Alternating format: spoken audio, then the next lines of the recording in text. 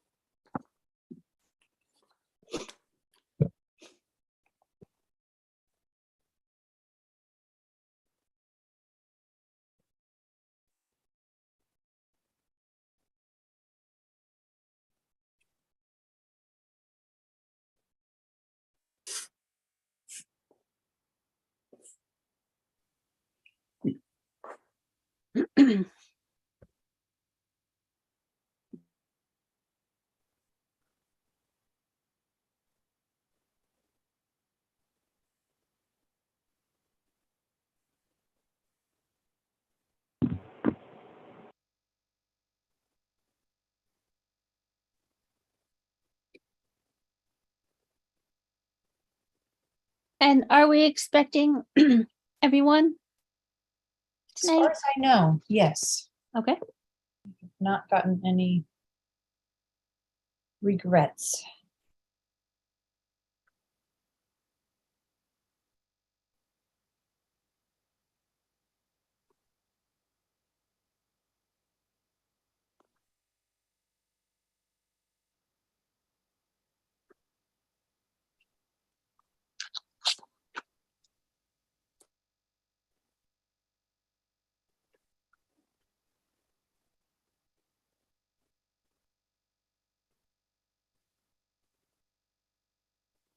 Just missing Joe. Oh, and Ian.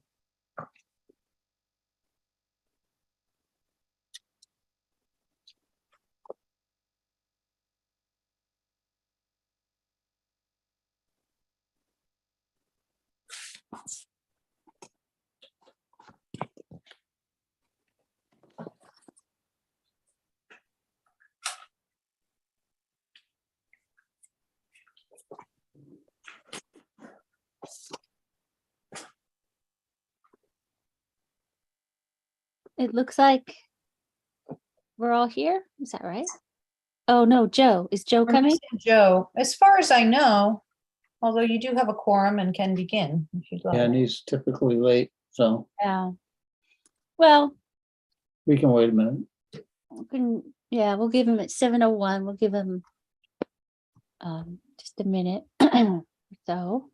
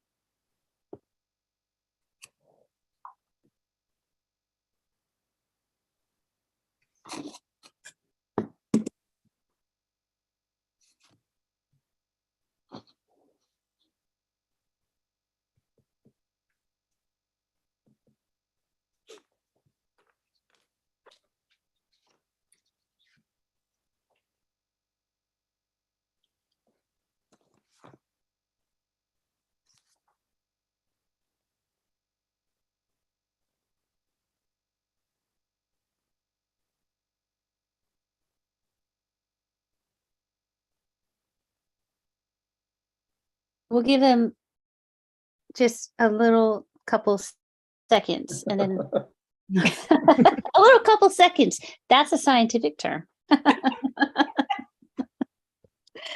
Ah. We'll give him 10 seconds and then we'll open the meeting. And he's not over wherever the other people are? No. Okay. I looked. Thank you, Lou. Okay. Well, I would like to open up the Inland Wetlands Agency meeting for Madison, Connecticut on Monday, September 12th, 2022 at 7:04 p.m. Our first item is a public hearing, so I think we have to formally move to open a public hearing. So I'll make a motion. Okay, go ahead. I will make a motion to open the public hearing for, Okay. Second, okay, 2236 Race Hill Road. Okay.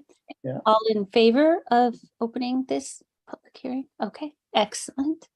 All right, so hopefully you guys all saw your email. So Aaron very nicely has pulled together kind of some background or summary for us. Just to remind you, this is for an arch, a 20-foot span, 6-foot rise, galvanized steel structural plate, bottomless arch culvert that will go over Dowd Hollow Brook for a private residential driveway. We're doing the public hearing because we have deemed this a significant activity, given the amount of disturbance that will be going on, as Aaron has outlined. And so we have the applicant, or we have here's Mike. Yeah, the applicant's representative. Yes. Hey, Mike. Hi, guys. So we're open. Do you want, so should we have you kind of, I guess you should explain and go over. Yeah, Because we didn't do it last time. We just received, I was trying to think what we did. I feel like we've talked Yes. about this a lot, but it's just looking at it and doing the site walk. So yes. yeah. Okay. Just- Okay. So just for the record, I'm Mike Ott. I'm a licensed professional engineer and land surveyor with Summer Hill Civil Engineers here in Madison. My office is on Wall Street, 60 Wall Street. The owner of the property, Bobby Udoff, and Krista Anania may be attending too. I can't see their names, I don't think, but they might.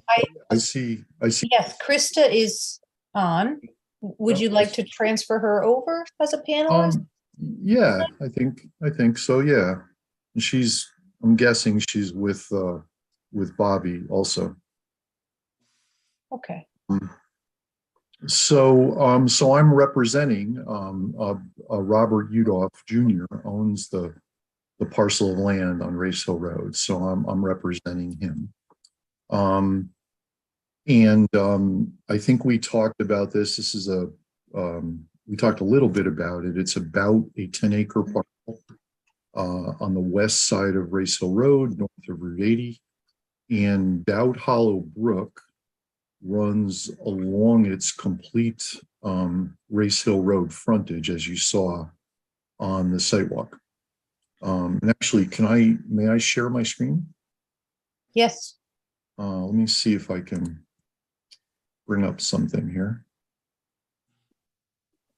Bear with me 1 second. Oops. Oh, I just closed everything I had open. Okay, so much for that. I had a USGS quadrangle, and I was going to show you exactly where this is, but let me do this. I apologize. Bear with me 1 second.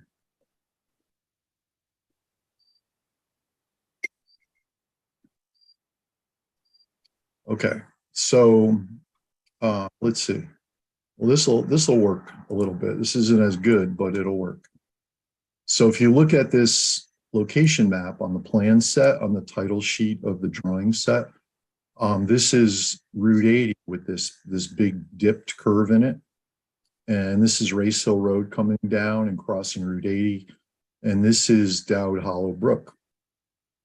Dowd Hollow Brook joins Iron Stream to the southwest of the site and ultimately goes into Guilford and flows into Upper Guilford Lake.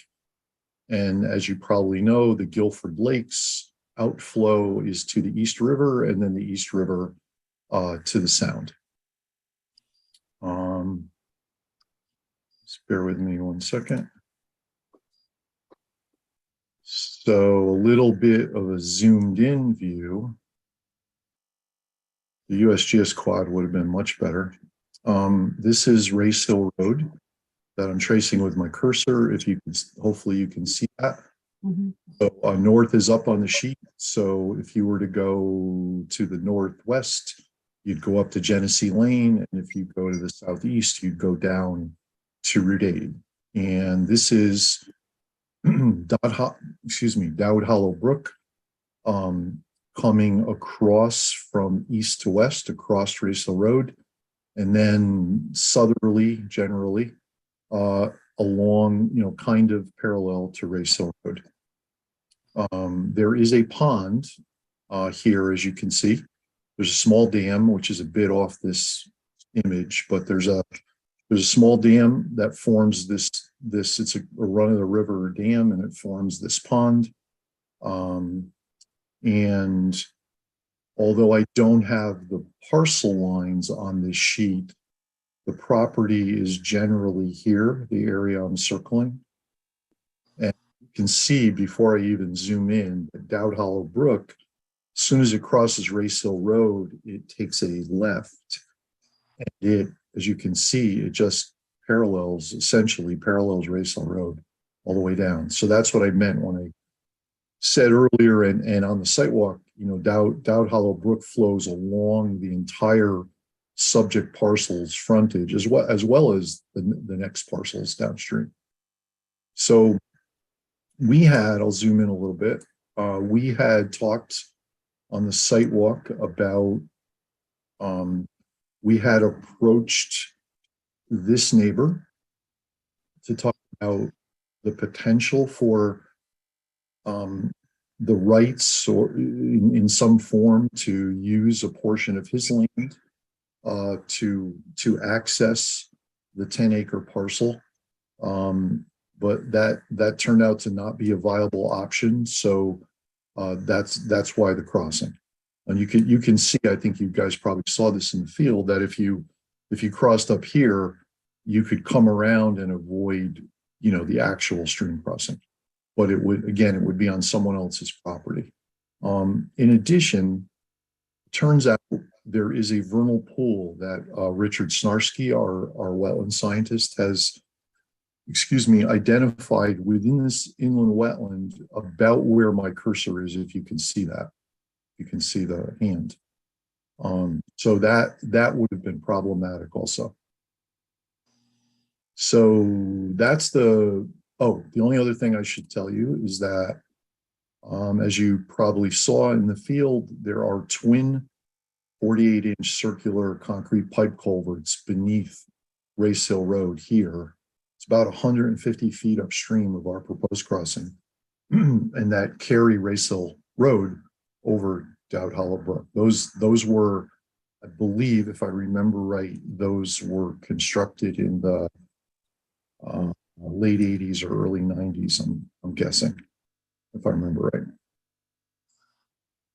So our proposal is to construct, as Kealoha said, a 20-foot span, 5'7" rise, structural steel plate, bottomless arch culvert that spans the watercourse, spans Dowd Hollow Brook.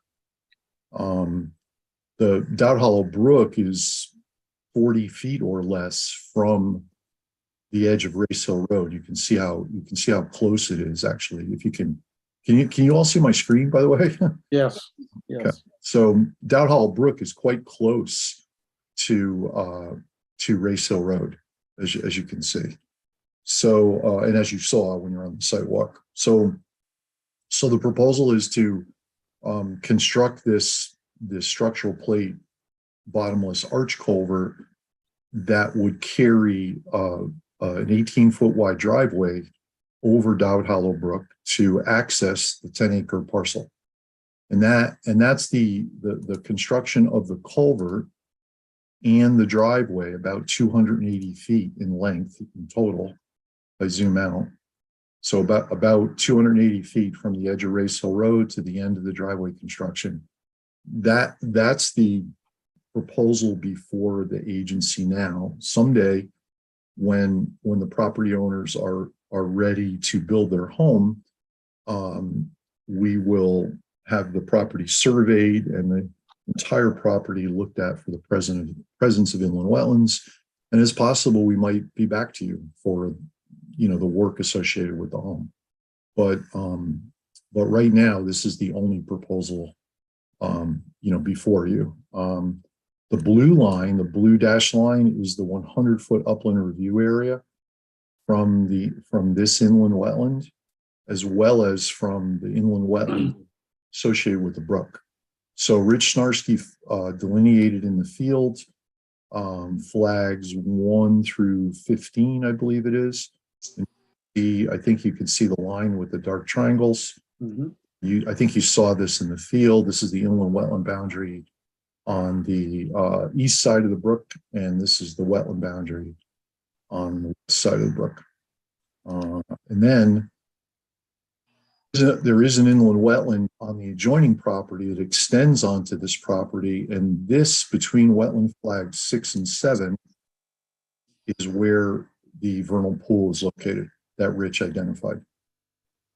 So Rich has prepared a report which we submitted, and he asked me to revise the alignment of this driveway so that the disturbance line, the limit of disturbance associated with the driveway construction, would be a minimum of 50 feet from the inland wetland boundary, and therefore a bit further away from the vernal pool.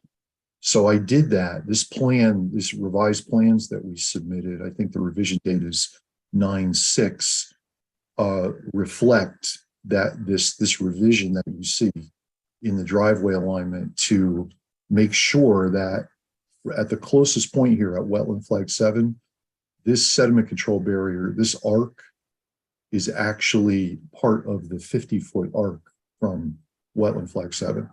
So this sediment control barrier, the dark dash line, would represents the limit of work and the limit of disturbance, of course. So please stop me if you have any questions while I'm going.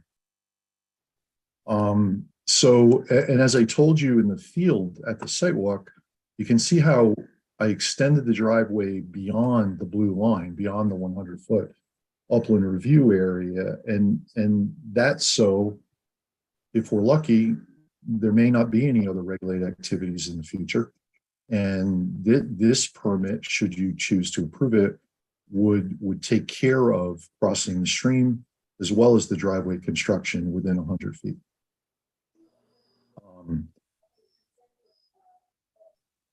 Any questions so far?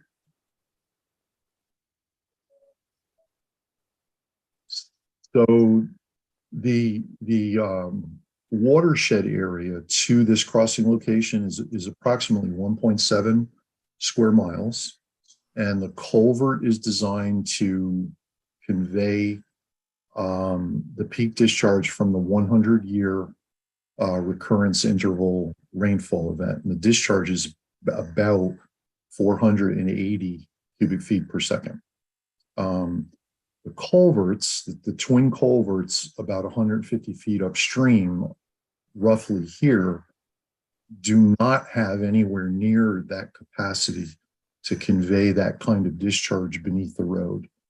The available headwater for those culverts is only about 5.5 feet. What I mean by that is, if you walk up to the inlet side of the culvert and you stick a tape measure down to the invert or the bottom of the culvert, to the point where water, if it started to stage up on the upstream side of the road, to the point where that water level would start to spill over the road, is only about 5.5 feet. So these culverts, when you do a quick analysis of their capacity, they don't have anywhere near the capacity to pass 480 CFS without the road overtopping.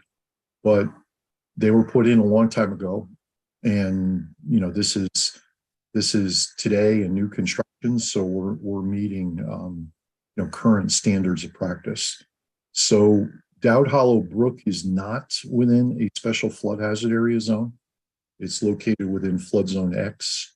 And because of that, there is, of course, no floodway determined. And this is a private project funded with private funds.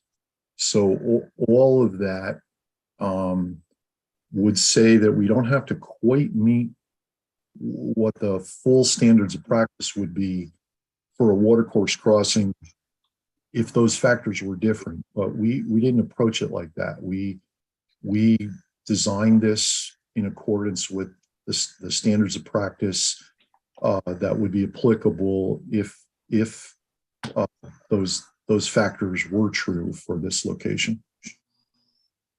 So I think if I go to, so we've included a water hand. There's 2 sheets in the drawings now, in the drawing set that are entitled Water Handling Plan, Stage 1 and Stage 2.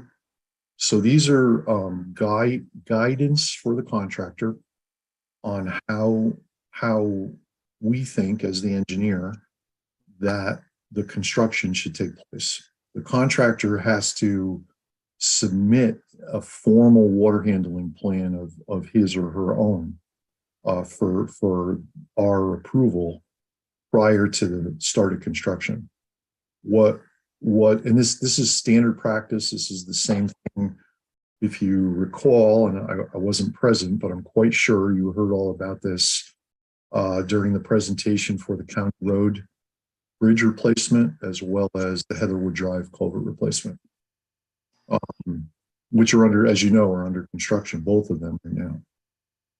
So our guidance plan is saying that, is telling the contractor that our recommendation is that the foundation for the culvert, which I had explained in the field, is strip cast in place concrete footing for the arch culvert that runs parallel to the stream, that in stage 1, that the far bank, the right bank looking downstream, would be constructed first. And in order to construct that in the dry, a temporary sandbag cofferdam would be built to keep the stream flow outside of the work area, just like at the County Road Bridge and the Heatherwood Drive culvert replacement projects. There would be a temporary pump that the contractor would install to dewater the excavation area so that the water table is dropped down below the bottom of the excavation. That dewatering wastewater gets pumped up to a dewatering area, which we're showing here, the square. And that's where typically, and as detailed in these drawings, a geotextile a filter bag is placed in a certain manner, and that prevents sediment from leaving that contained bag and being discharged back to the stream.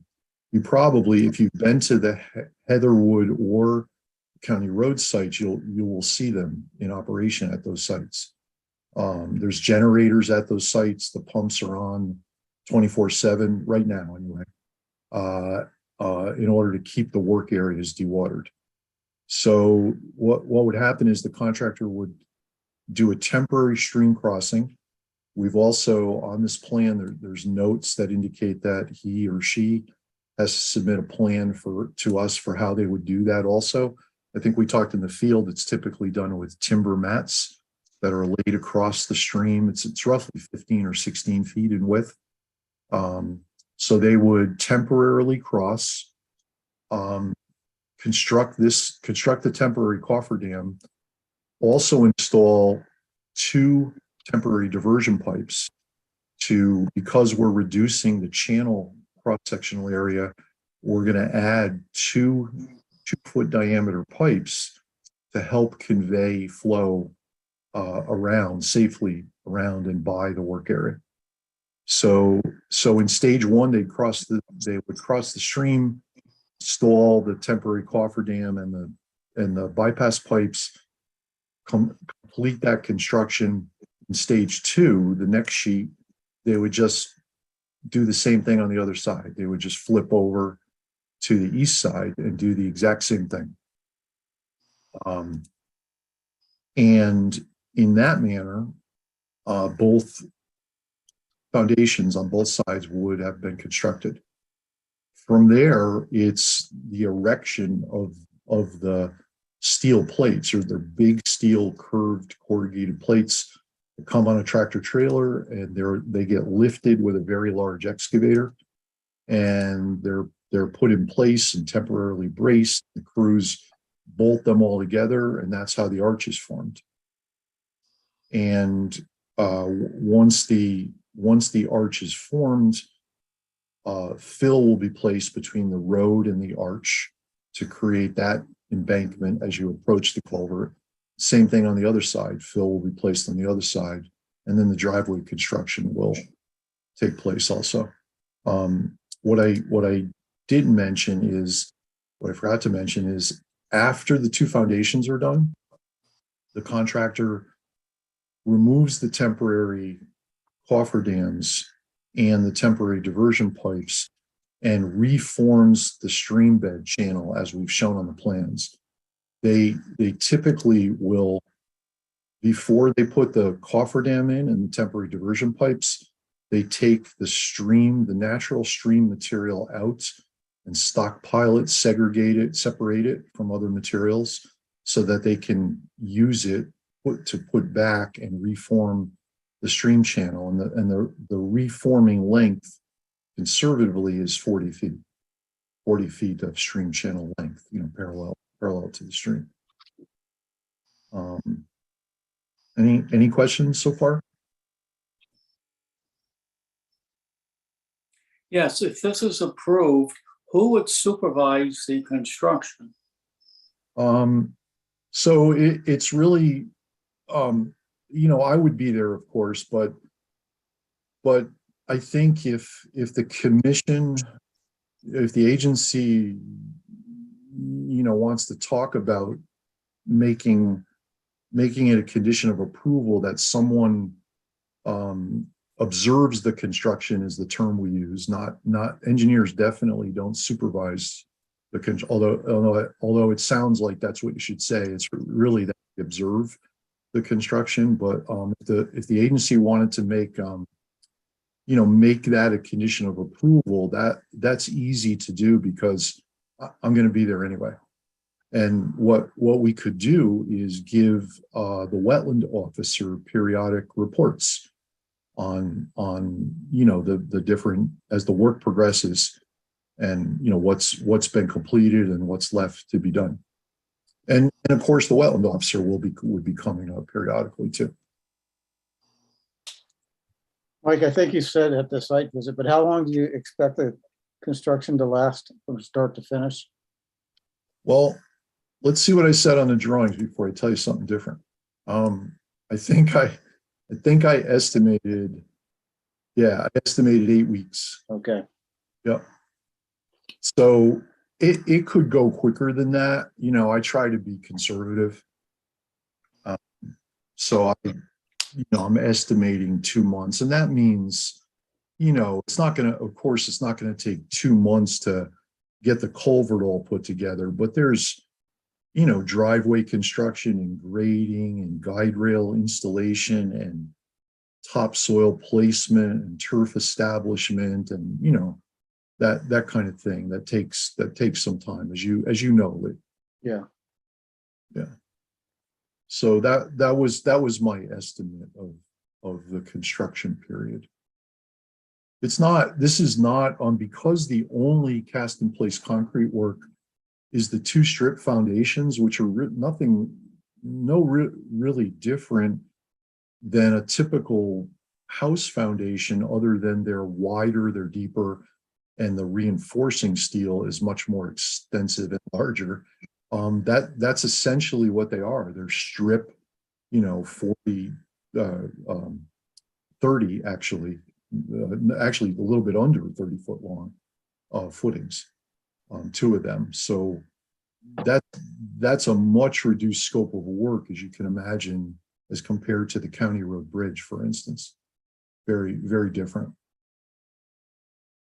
So So in your opinion, are there local contractors that are qualified to do this?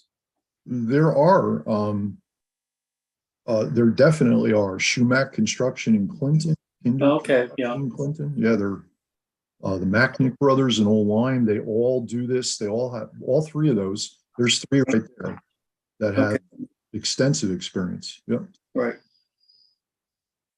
Mike, can I ask, if we're on the questions, can you speak to the size of the culvert as far as opening and those standards as far as from an environmental or impact for airflow and lightness in that channel? Does that Yep. make sense? Yep. So we had talked about this a little bit, maybe at the first meeting and definitely on the site walk. So the Connecticut DEP Fisheries, which has stream crossing guidelines, which I had up and lost, of course, and the Corps of Engineers also does. We are subject to the Connecticut General Permit Program of the New England Division of the Corps of Engineers. This work. So we have to submit. Actually, I still have this up. Did you see my screen just change? Yes.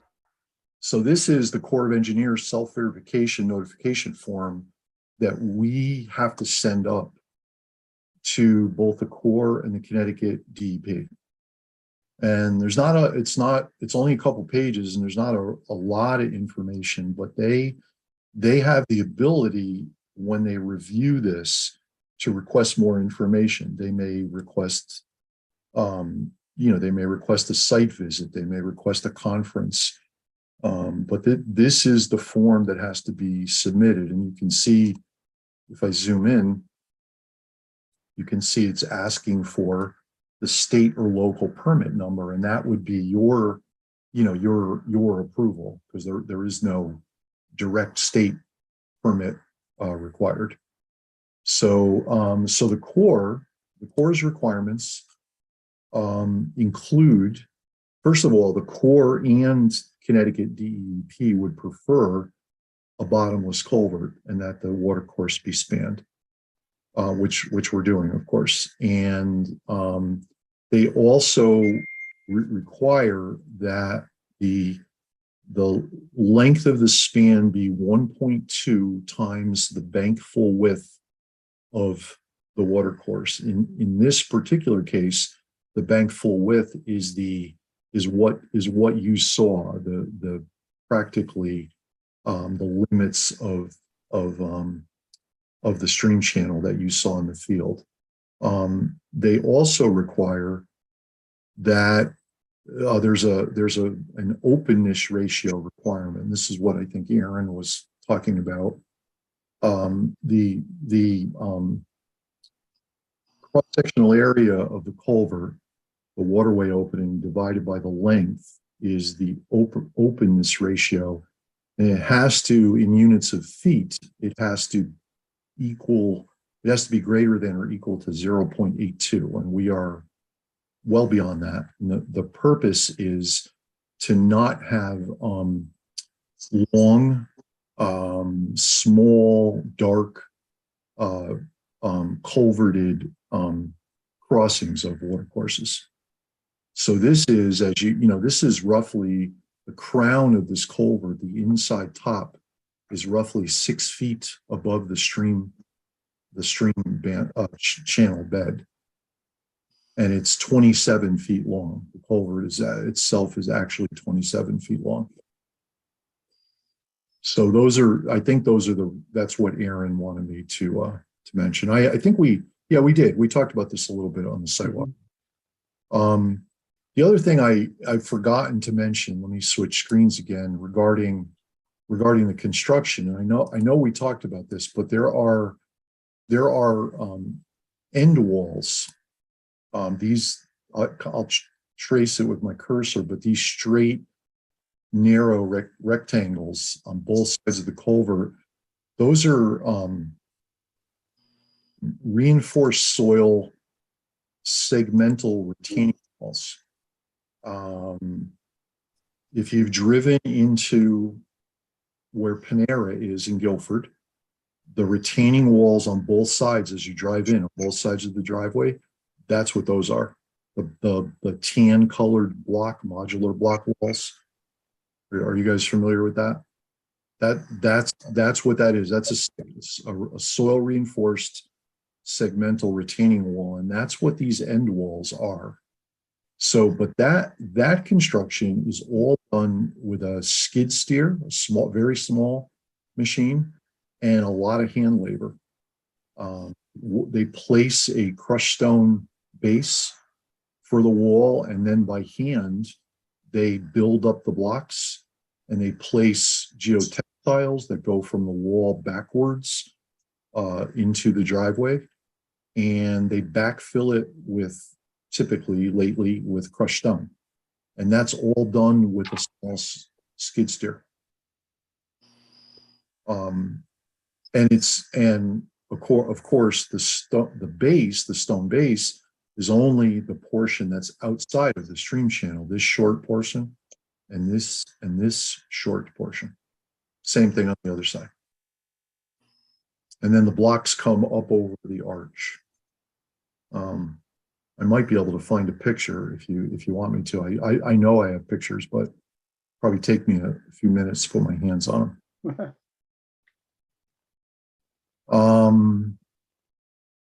Any other questions? Yeah, I had a quick question. I was hoping we could jump back to the vernal pool that's a little south of this proposed driveway. I was reading the wetland report, and it says there are it's an active vernal pool with wood frog masses that are present, and I was wondering, since that would make it a critical habitat, I think the Army Corps has, it's more of a guidance as far as I'm aware, but they've done like 100 to 750 foot buffer off the edge of the vernal pool, in which you would be like, you want to develop, I think, less than 25% of might you know how far or how much of that driveway might be within 100 to like 300 feet of that edge of vernal pool?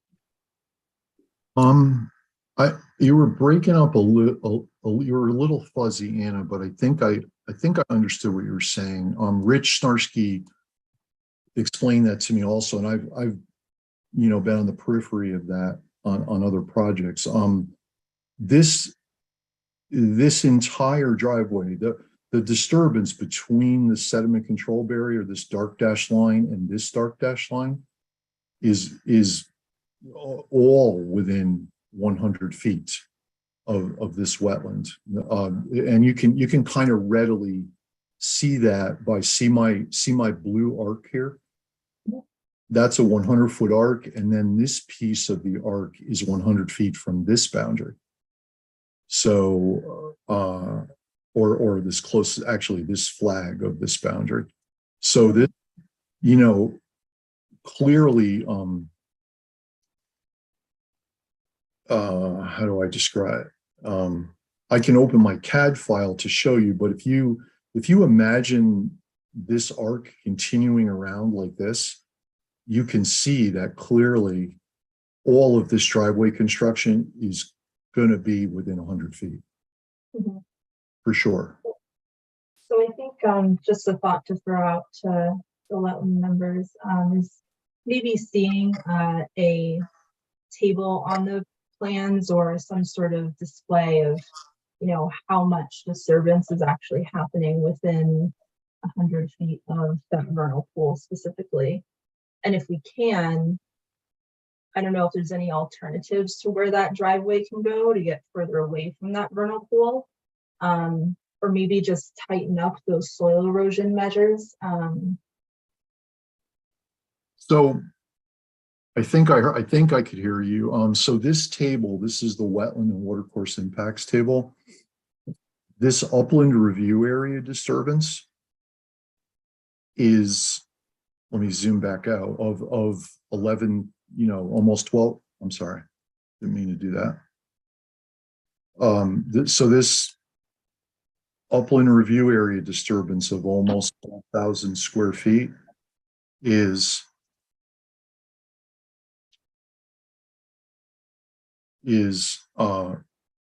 within the blue lines and within the sediment control barrier on both sides. So it's, if I trace it, it is 100 feet on the other side, crosses over the other side of Race Hill Road.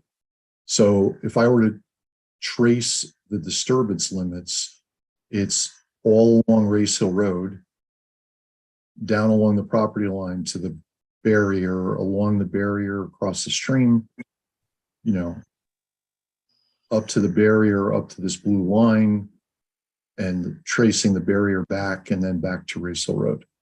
So that area is 12,000 square feet. Not quite all of that 12,000 square feet is within 100 feet of the vernal pool, but as you can see, if I extend this arc again, imaginarily extend it, it's pretty clear that the majority of it is within 100 feet of the vernal pool. That's what I was trying to say earlier. So one of the things I should point out is that the topography is such, this driveway is actually lower than this wetland. The topography is going down away from the wetland. The ground surface slope is actually away from this wetland. And the driveway, we have to meet certain centerline curve radius for the driveway. So I curved the driveway as quickly as I could to get that 50-foot distance. And I also carefully looked at what the shoulder and the grading limits would be. And that's how I set this sediment control barrier. I can't really tighten it up any more than it is. If that helps answer your question. Okay. Yeah, understanding what you just said, I think I'd still stand by, if we can, at the very least, tightening up those control measures to be a little closer to the impact of the driveway itself. That's one thing I would want to stand by.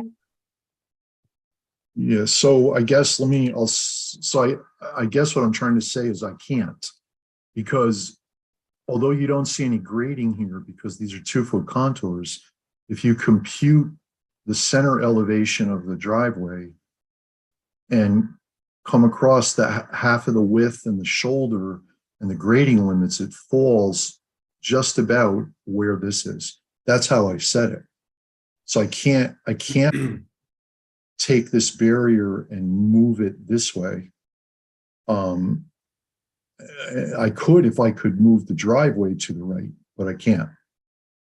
Right. So maybe like where you have your spot elevation of 500.6, there's kind of like that little notch right up there. Yeah.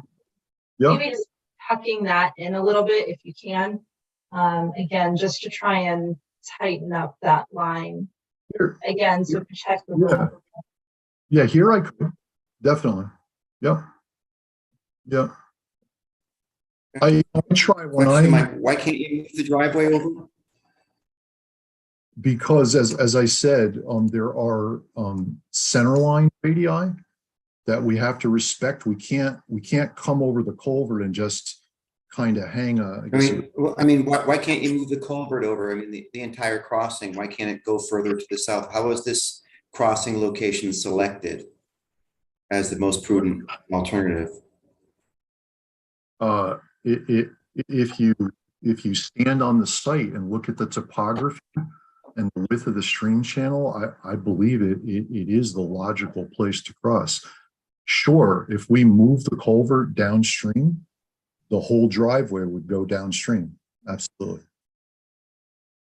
But yes, I understand that you're worried about protecting the vernal pool, and I can't, as you know, I'm a civil engineer. I'm not a wetland scientist, but all I can tell you is that the topography, again, is such that the ground surface slope is away from this vernal pool. Well, when it comes to vernal pools, topography really doesn't matter. The species will migrate from the pool uphill, downhill. It doesn't matter from a hydrologic standpoint. I can understand your point, but from a biological standpoint, it really doesn't matter that the wetlands, the vernal pool wetlands up gradient of the crossing. And to Anna's point, typically we talk about a vernal pool envelope of 100 feet. That's sort of a no disturbance zone, and beyond that is a 750-foot critical terrestrial habitat, and that depends on some detailed vernal pool evaluation. Looks like this was just a sort of a one-time observation. So we really don't know what the functions and values of that particular vernal pool are. They weren't really included in Rich's 1.5-page narrative. So I'm just curious. I mean, this is a significant activity, and I'm not seeing any feasible or prudent alternatives to be putting, the driveway in another location. The grading, we don't have survey or grading in other areas of the site.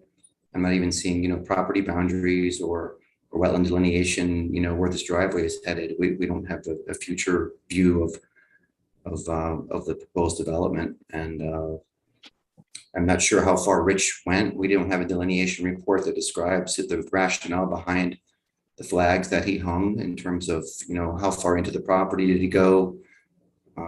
It's difficult to make, a rational judgment as far as, the feasibility of this project in terms of wetland impacts when we don't have a full picture of the property boundary and other potential wetlands that are interior to the site that haven't been delineated. So I think, I, did, go ahead, Kayla. I'm sorry. well, all I was going to say is, these are actually some questions I asked on the sidewalk. But this application is just for the driveway and for this bridge. And as Mike pointed out, if and when they come back to build a house, they have to, if there will be a wetland delineation at that time. So because I asked the same question, it's like, well, why don't we know what everything is? It's 10 acres and they're just doing this, and that's all the application is for. So within the application, within the realm of what they're proposing, that's where Rick Snarsky did the wetland delineation. So I know that doesn't answer all your questions, but that is why we're seeing what we're seeing for wetlands for just what's being proposed tonight. Right. And we did, thank you. And we did talk about that at length actually on the sidewalk. So I didn't really get to finish what I was saying. So, and then I'm gonna try to respond to some of what you said, Martin. You said a lot of stuff and some of it is actually not quite accurate. The reason I'll say again, for the record, I'm a civil engineer and a land surveyor. I'm not a wetland scientist, and I'm not here to talk about, I can't, of course, professionally talk about the vernal pool or its protection. I understand what you said about the standards. I, of course, on many projects work with environmental scientists, and I've, of course, been in those meetings where we talk about those standards, but that's not what I do. What I was trying to say, the only reason I was pointing out that the ground surface slopes away from the wetland was only in terms of surface water runoff. In other words, during construction, this sediment control barrier up here is actually really a limit of work and to prevent the contractor from getting any closer to 50 feet, as I was describing. It's actually not even needed because surface water flow is this way. That's the only thing I was trying to say. It's not correct that there are no property boundaries on this map. They are. This is the common property boundary with the adjoiner to the north that I'm tracing, and this is the street line. This is a 10-acre parcel. There's no reason to show the property boundaries for the entire 10-acre parcel. There's no reason to show the wetlands that are probably on this parcel elsewhere.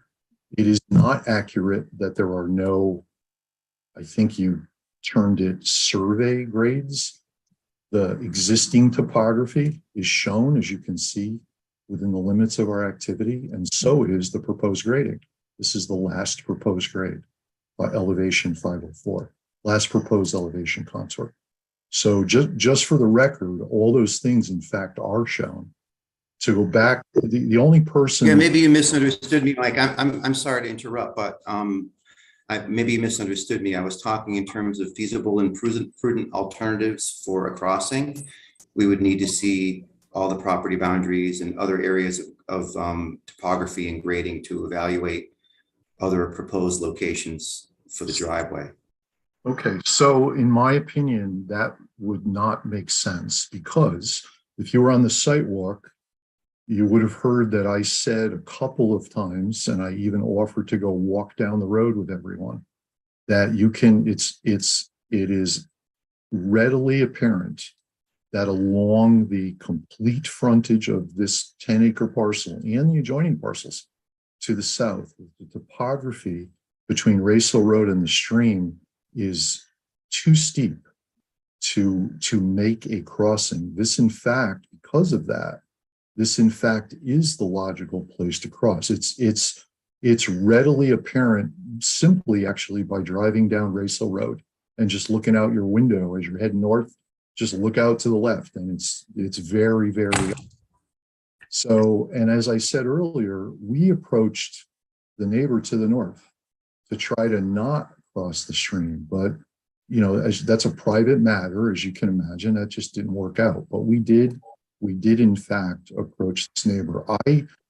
It's my professional opinion as an engineer, from an engineering standpoint, that this is where the crossing should take place.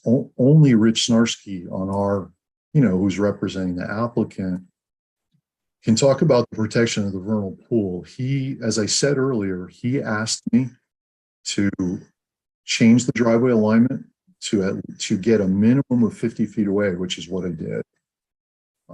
If you need more information from Rich, I'm sure we can get that. Thank you. Yeah, just for the record, I did walk the site. I did walk the length of Race Hill Road along the property boundary and took a very good look at the water course and the slopes throughout that area. And regarding Rich's report, his report indicates that there's 2,700 square feet of wetland impact, and your plan indicates 1,900 square feet. I'm just wondering what the discrepancy might be. My plan is correct. Rich, hold on, I have to move something here. My plan is correct. We actually have 1,900 square feet of permanent impact area and 480 square feet of temporary impact area. So that would be almost 2,400 square feet in total. I think Rich's number may either be a typo or it may be from Original alignment. preliminary design. But these numbers as shown on the drawings are correct. Is Rich here tonight? No, he's not. Okay. I think one thing I might suggest, if we all agree on it, something that's worth seeing is in the wetland report, some sort of sketch just confirming the limits that are, visually confirming the limits that were delineated, as well as some sort of vernal pool function value assessment to get a better idea of what we're looking at there. Again, understanding that, you're speaking more so from the civil side, just getting some insight from the delineator that we can review and, stand our 2 feet on. So can you, and I don't know the answer to this question, Anna, can you do a this time of year, now that we're in September, can you do that kind of evaluation of a vernal pool? Typically, no. Those are done in spring when your breeding season of amphibians is, peak season. But, that might be something that the commission wants to talk about, if we want to delay that, or, if people don't want to see that. I don't know. On that similar note, there were several species of concern, including the wood turtle, spotted turtle, and box turtle that were on the NDDB report. I didn't see any of those addressed in Rich's page-and-a-half functions and values report. So we'll have to speak with Rich, but maybe it's possible from what Rich saw when he did the delineation at the time he did it, maybe he'll be able to do that. Like I said, I honestly don't know. That's why I asked the question.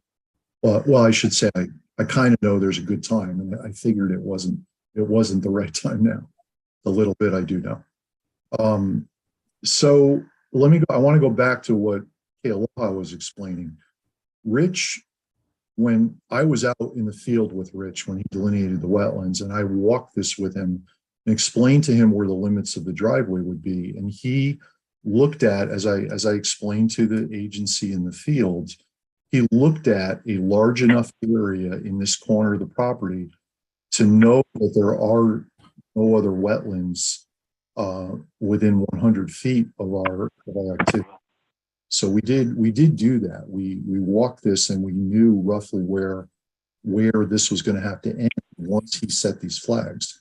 I was with him when he did that. So, and again, someday when the owners want to build their home, they will go through that effort and expense. They will have to survey the remainder of the property boundary survey, do a topographic survey that covers their work area limits for the remainder of their driveway and their house, and have all those limits inspected for the presence of wetlands. And if there are inland wetlands within the upland review area of any of those activities, of course, they'd have to make another application. I would be concerned that there's another vernal pool right at the very end of the limits of the proposed driveway. But as I just said, Martin, Rich walked far enough away from the end of the driveway to know that there is not. You said 100 feet, I believe. Yeah, he flagged this wetland while I was with him, and then he walked out into the woods beyond the driveway. We'll have to have him answer that. Yeah, it'd be good to get a delineation report with his rationale and his specific instructions.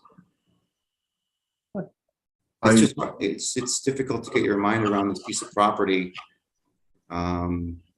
without additional information. So you're gonna have to be, somebody's gonna have to be, maybe put this in writing or be more specific with regard to what additional information you need. This, we did not, I don't know how to say this. We didn't evaluate the entire 10 acres, and I don't think it would be reasonable to have done that. We brought out a professional wetland scientist and soil scientist, explained to him the limits of the project, and he walked, in his professional judgment, a large enough area to be able to do his delineations and write his report. That's really all I can say about it. He'll have to expand on that, I guess. But however, it would be good if you're going to request additional information that we know exactly what to ask of him, so that we can have that done.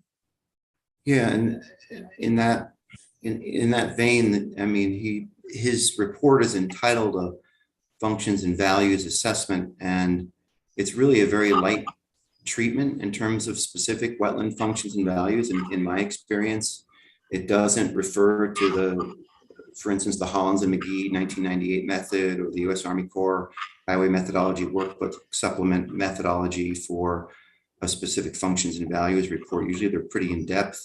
This was only a page and a half, and described the presence of a vernal pool and some egg masses, and enumerated the plant species that were located around the vernal pool and around the brook. But it really didn't go into any kind of a detailed functions and values, assessment, certainly with respect to wildlife habitat in light of the NDVB listings and what impact the project would have on those species as well as the vernal pool. There's no specific reference to potential impacts to the vernal pool with regard to the project. So I think that that report needs to be filled out and detailed, especially with regard to impacts to the wetlands and the fauna that are listed and known to be there and suspected to be there based on the NDDB, and the specifics of his wetland delineation, you know, why there are only a few flags hung in this corner. You know, how far out did he go? Does the driveway, I mean, I guess I was surprised to see the vernal pool located, you know, in that area, and that makes me think, geez, you know, are there other vernal pools out there on this site that we don't know about that might make another driveway alternative more feasible in terms of wetland impacts? It's just, I don't have a lot of confidence that this driveway is not going to terminate, you know, near some other sensitive receptor. So I think just to tag on to what Martin's saying there, what would kind of make me happy and should make me, you know, be able to check off the box is to see a sketch from the delineator that shows their specific study area within this 10-acre or so parcel, as well as a 100-foot buffer. That would be the vernal pool buffer, that they also took a look at that area as well. Again, just to be able to hang our hats on that and say, you know, there's no wetland or vernal pool 10 feet down from the end of the driveway. You know, it's not clear in the report. Okay, so I think, you know, so we're still in the public hearing mode. So I think these are definitely things we can keep in mind as we move forward with the public hearing. Certainly understanding if there are, you know, it would be helpful if Rich can verify that there are not vernal ponds or other inland wetlands within 100 feet of the terminus of this particular project. But we're not at that point yet to start. You know, this is all good feedback, but let's keep going because we have members of the public who also are going to want to speak. But so anyway, so but Martin and Anna, if you, I mean, please keep, you know, you can keep commenting, but let's also keep in mind that it's within the public hearing, and we'll have a chance to discuss this after we close the public hearing as well. So are there any other questions regarding, you know, regarding the actual construction and the engineering of this, of the crossing? Mike, it's Bob. I just have kind of a, and this is going to be a non-technical question, so I can switch gears a little bit, but I know the road's fairly tight, and if you get a lot of construction equipment up there, have you given any consideration as to where everything's going to be parked? And, you know, I'm just a little concerned that a lot of the trucks and everything are going to go into the wetlands down there or into the uplands, because people that come down that road, it's very curvy, and they tend to fly in from Route 80 and fly down from Genesee. So to leave a full-size truck on the side of the road, or a series of them, could be problematic. And I don't know if maybe it's beyond our realm of discussion, but I don't know if you've given, or the contractor or the owners have given any, you as an engineer, any consideration of that as to how that's going to be handled. Yeah, no, that's a good question. And there is a wetland component to that. You kind of mentioned it, but yeah, like any other construction project, the contractor is responsible for traffic control and appropriate warning signage, you know, advanced warning signage way up here, you know, when you're coming down from Genesee Estates, and back here when you're coming in from Race Hill Road. The contractor is responsible for flag persons in the road. The contractor can't do anything that causes a traffic safety hazard. There is room, luckily, to park off the side of the road. I think it's about here. It may be here also. Excuse me. I can't remember exactly, but I parked there the other day when I was there recently.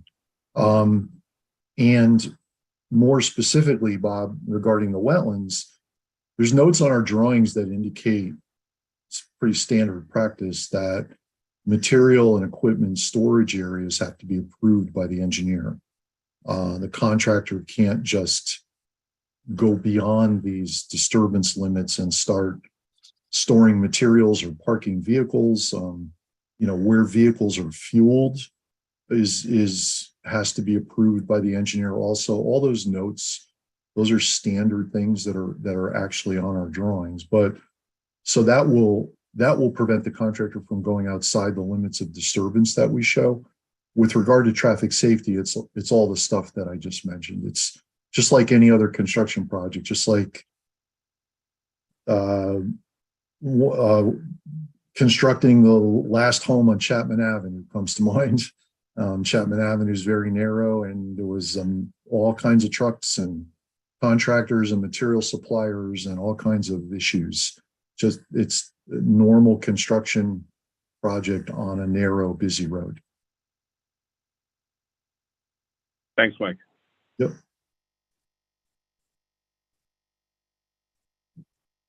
Any other questions about the actual engineering or the design or construction methodology? Do the plans show any proposed laydown areas or construction equipment areas? No, Because it's pretty tight. Other than the limits of that's correct. Other than the limits of disturbance and the notes I just spoke about, the contractor has to, evaluate the site he's working with, and he has to make arrangements and schedule deliveries and all that without going outside of the limits of disturbance. Okay, so we can rest assured that the limits of disturbance are the limits of everything the contractor will need to do his performance of his project. That's correct. Thank you.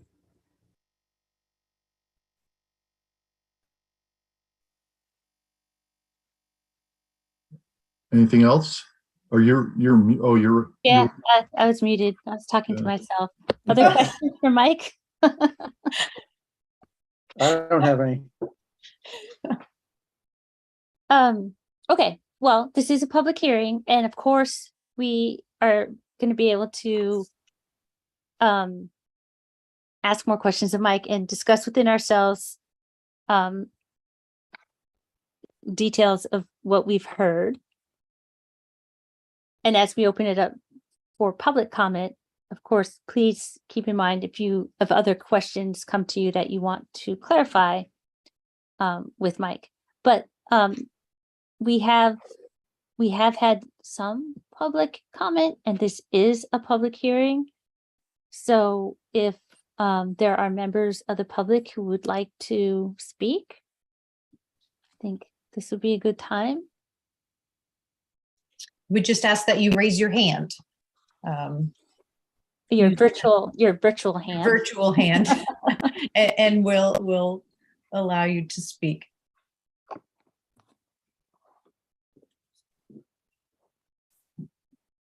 Madam Chair, I don't see anyone with their hands raised currently.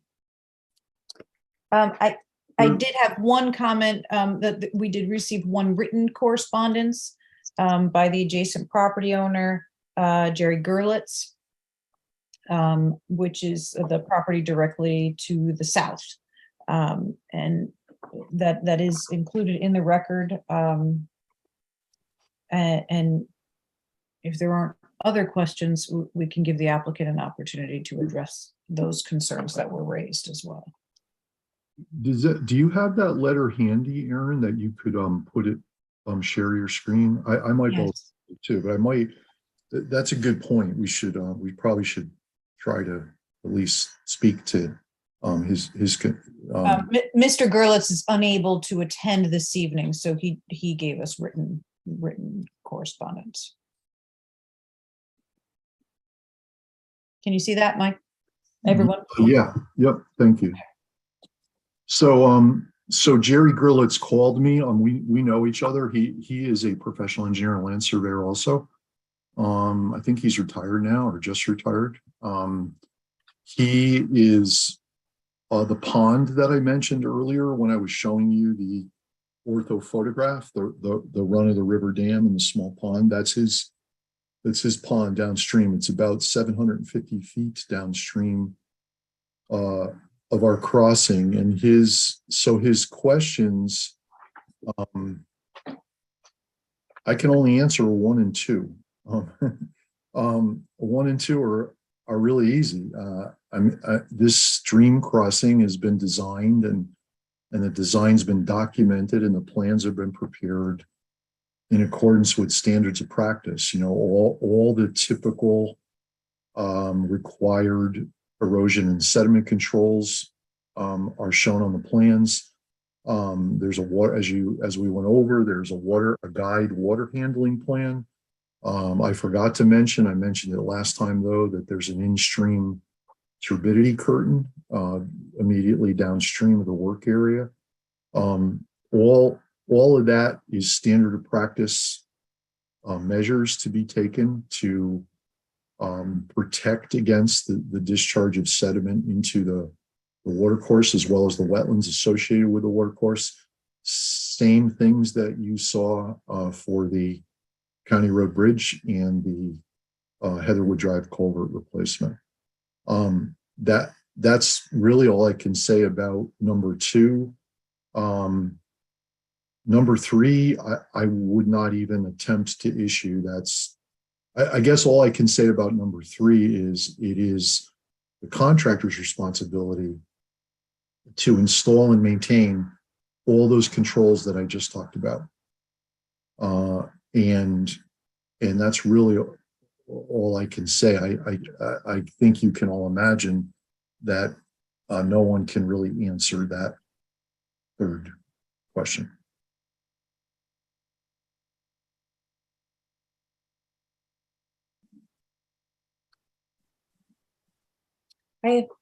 Madam Chair, I have one member of the public who has their hand raised. Okay. And it's Dave Wainick. Dave, if you could identify yourself and your address for the record, please.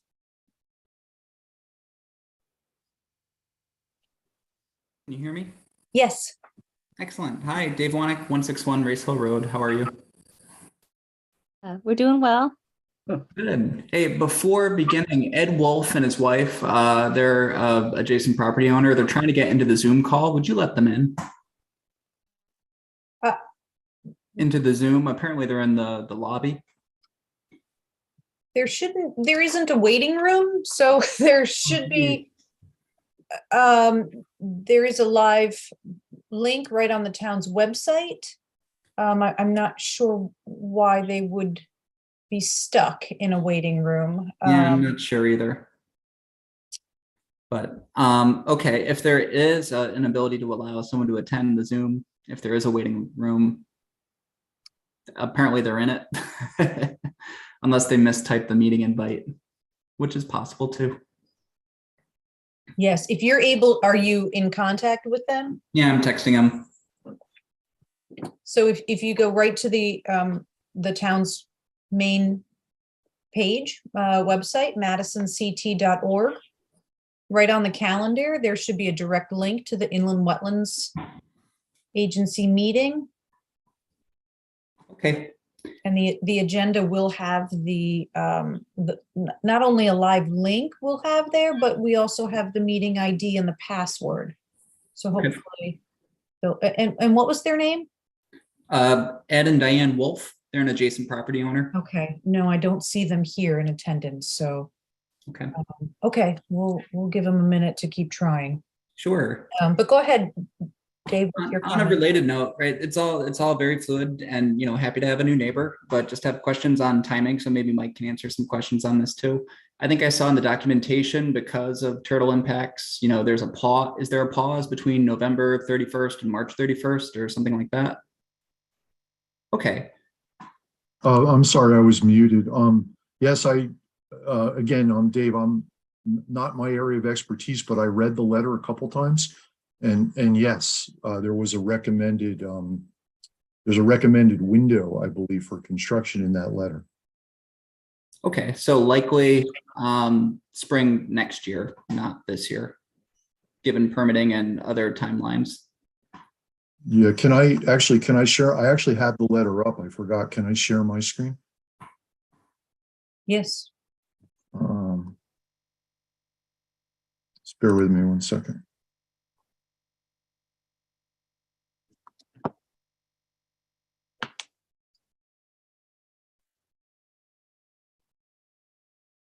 So I think there was if I remember right, there was a summary. Oh yeah, here it is. Is this what you were talking about, Dave? Yes, that's what caught my eye. Yep. Yep. Okay. And then I was curious, given the vernal pool and the potential draining, so just being nearby, having a diesel generator run 24/7, was just curious on, is that a 1-day process, a 1 week, a 3 week process, to drain and lower the brook?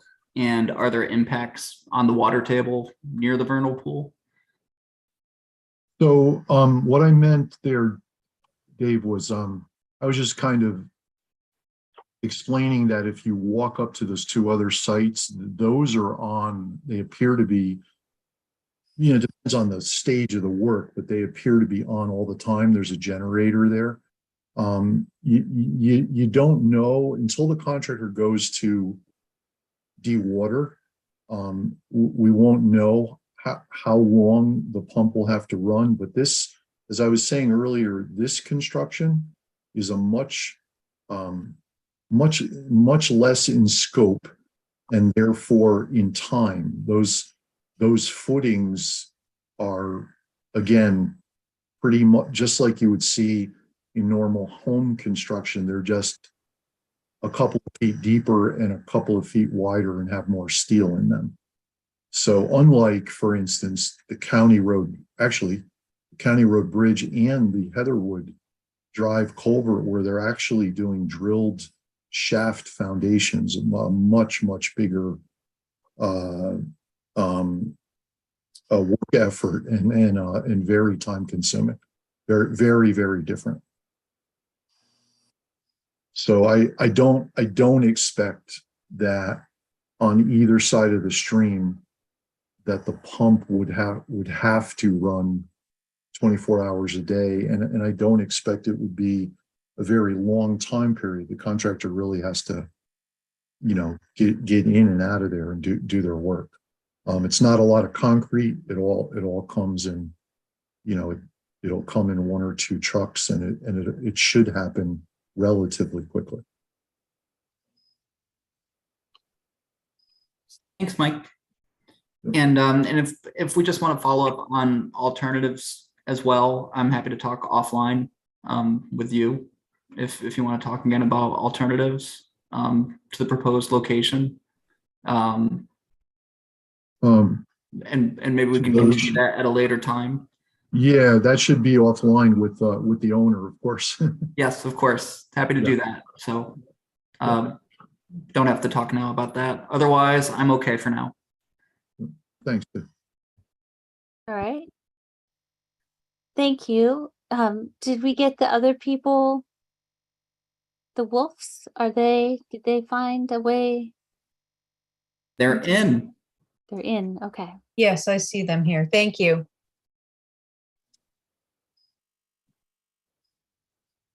Okay.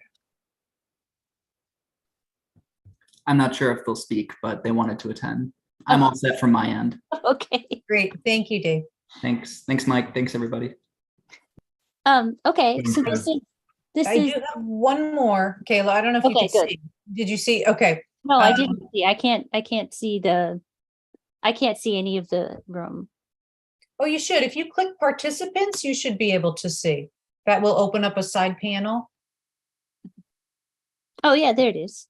Yep. And then if you click on attendees, that will give you your whole list so that you can kind of see what's happening. Oh, as well. okay. Oh, how exciting. You'd think after 2 years of Zoom, I would have this figured out. Not a You lot are of the public only- hearings, though. You are in the only one that wetlands. didn't know about it. Yeah. So John Minikeen is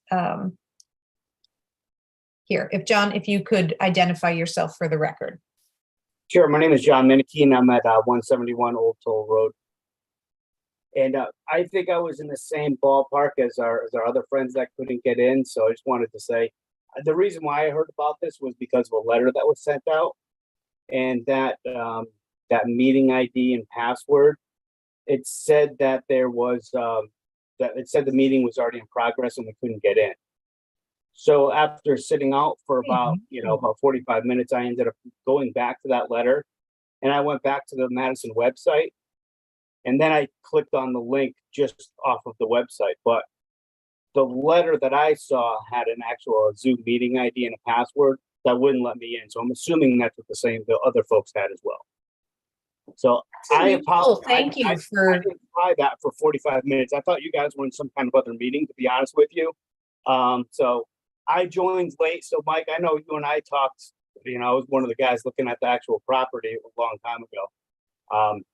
So I would have loved to actually heard a lot more of this. Is this being recorded that I could actually hear about? Yes. More? Yes, Okay, it cool. is. It'll be on YouTube. If All right, cool. I'm happy to send you the link, John, if you want to reach out I tomorrow. appreciate that, because I was interested in the property a while back, and I was interested. One of the things that Mike and I always had a discussion about is how do we look with the line of sight? Maybe you guys talked about that the original 45-minute conversation, but the line of sight going up Race Hill Road, you said that there was going off coming out of the property to the right, there's that big hill. And you said that, you had to do a study based upon got to be X amount of feet versus this and that. How does that look? Because you said we might have to cut down Race Hill Road, and I wasn't sure how that study came out. Maybe you talked about it, and I apologize, but I just wasn't here the first 45 minutes. No, we did. I remember you and I talked about that, John. Yeah, no, we did do our study, and it does work. Luckily, it's not a wetland issue. That's why I didn't bring it up here. Okay. It's really a Department of Public Works issue, but yeah, no, it ended up working. But I wanted to ask you, the letter you mentioned you got, is that the one that I mailed you, John, by certified mail? Somebody sent me a certified message. Did that come from you? It did. It did. I didn't realize that. Yeah. Yeah. The reason I asked is I wanted to tell Aaron what I included in that envelope was the legal notice that Maria sent to me, just so you know, so I could look at the link. That's the only reason I asked you, John. Gotcha. Yeah, because I was sitting there waiting. I didn't really think anything of it. Before I know it, I'm like, I should probably read down further and see if there's another link or something. Yeah, I'll look into that. That's unusual. And I have not heard that. I myself am seeing that I have had an update since the last time I was on, and it asked me for a verification code because it's been a while since I've been in, which is literally a couple days since I hosted my last meeting. So things may have changed within Zoom, but I'll go through and. Yeah, the letter said the meeting ID 915-819-6735, and that gives a passcode. And that passcode, that once you go in, it just says the meeting. I don't know. I could try it again if you want, but it just said that the meeting's not available. So I don't know if anybody else had that issue. Yeah, I mean, we reuse the same meeting code and password for all of our meetings, so it should be consistent.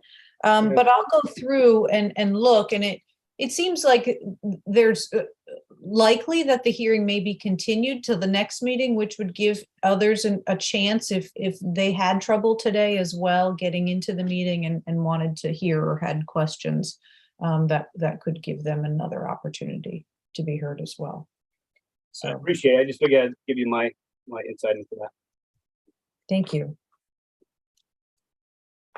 Okay. Oh, and it looks like Mr. Wolf also, see, look, now I know what's going on. Wants to come in? Yes. Mr. Wolf, you had your hand raised. If you could identify yourself for the record. Yeah, it's Edwin Wolf at 197 Race Hill Road. Just to reiterate what's already been said, the certified letter has the wrong information for the Zoom. And we had to go to the town website to get the correct Zoom number and password. So that's why we're an hour late. Okay, Do you have any questions for the applicant about the project? Well, we do, but it would be nice to know what had already happened in the hour that we were waiting for the meeting to start. So it's hard to kind of jump in at this point, but I think our concern is, what is the impact upstream and downstream, and what's the impact of the actual construction on the pond between us and Race Hill Road, or us and Route 80. So, those are our concerns. What's the impact along the way there? So I could try, Mrs. Wolf, it's not a long answer, but what I said earlier was that, so before you got on, we were describing the controls that the contractor is responsible to put in place to prevent sediment from entering the water course and the wetlands associated with the water course with Dowd Hollow. And those are all pretty standard of practice for this type of construction and this type of watercourse crossing. They're all identified on the drawings. Contractors responsible to install and maintain them. The town wetland officer periodically will come out and inspect the site, as they do for all construction sites. And the agency was talking probably before you got on about having, and I'm sure they're going to talk about this more, about having someone observe the construction and submit reports to them or to the wetland officer to make sure that all of this has been being done properly. If that helps you. Yeah, that's good to hear. Because I'm sure, Jerry probably said something about in his statement, because he raises fish and so forth. So we're all concerned. He did, yes. Is this just a bridge that goes to one house? So right now, it's about a 10-acre parcel. Right now, the owners plan to build their own single-family home. They don't have any plans yet for exactly where to do that. But so for now, all that we're making an application for is to cross the stream, build a portion of the driveway. You may have missed this, but I was saying earlier that someday when they're ready to build their home, if there are other inland wetlands that we would be within the review area of, they would have to make another application to this agency before they'd be able to build their home and continue the driveway.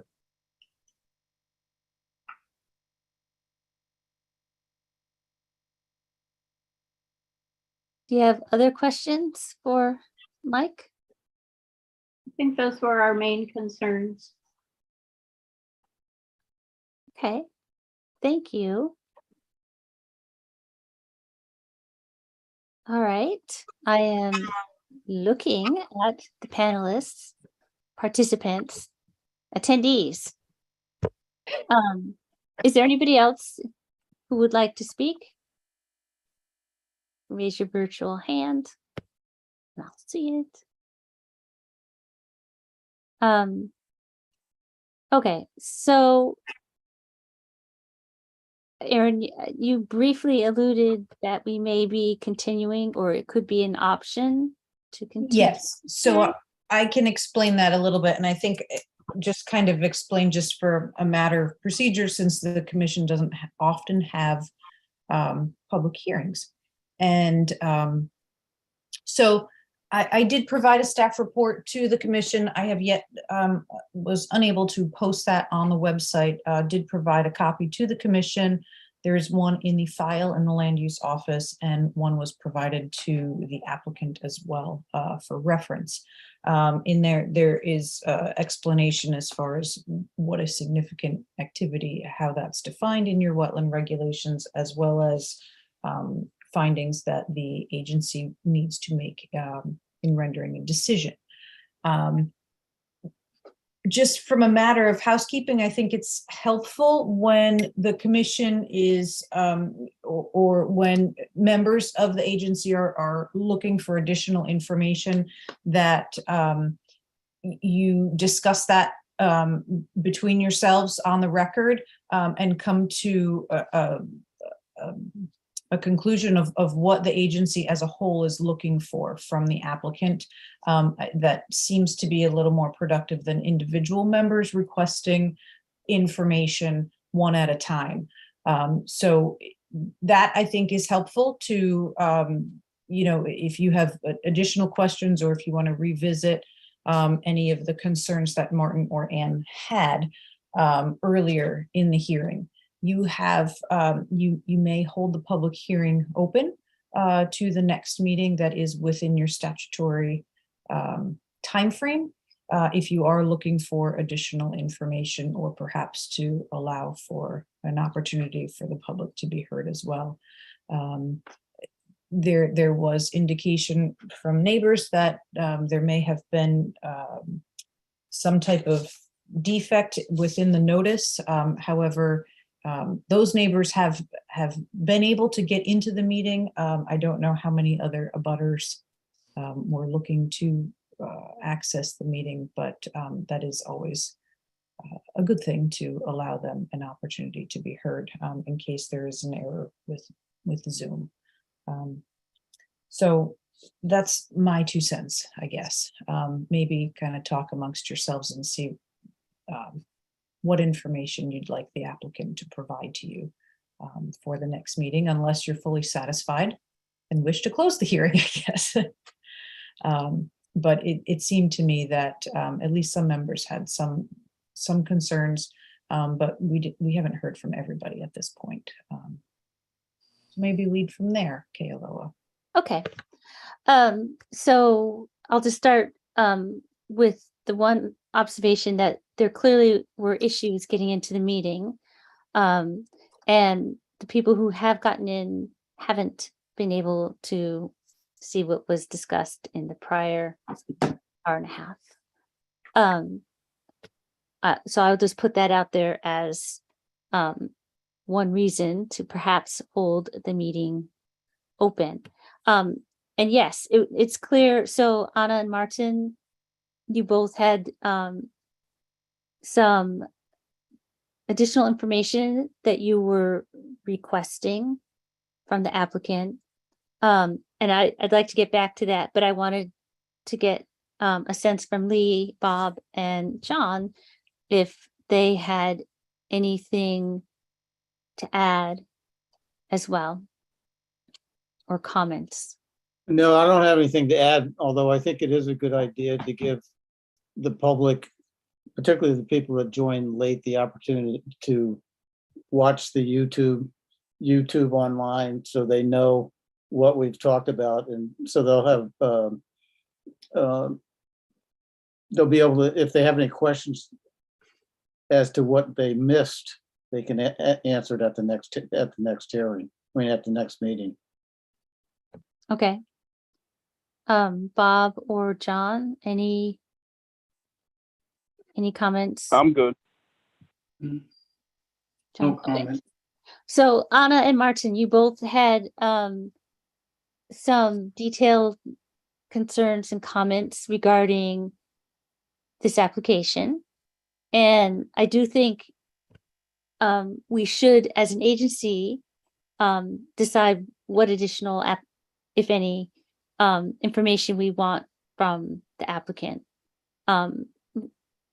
Recognizing this is not, I understand what Martin was saying, that, we don't know everything about the 10 acres, but this is a very limited application.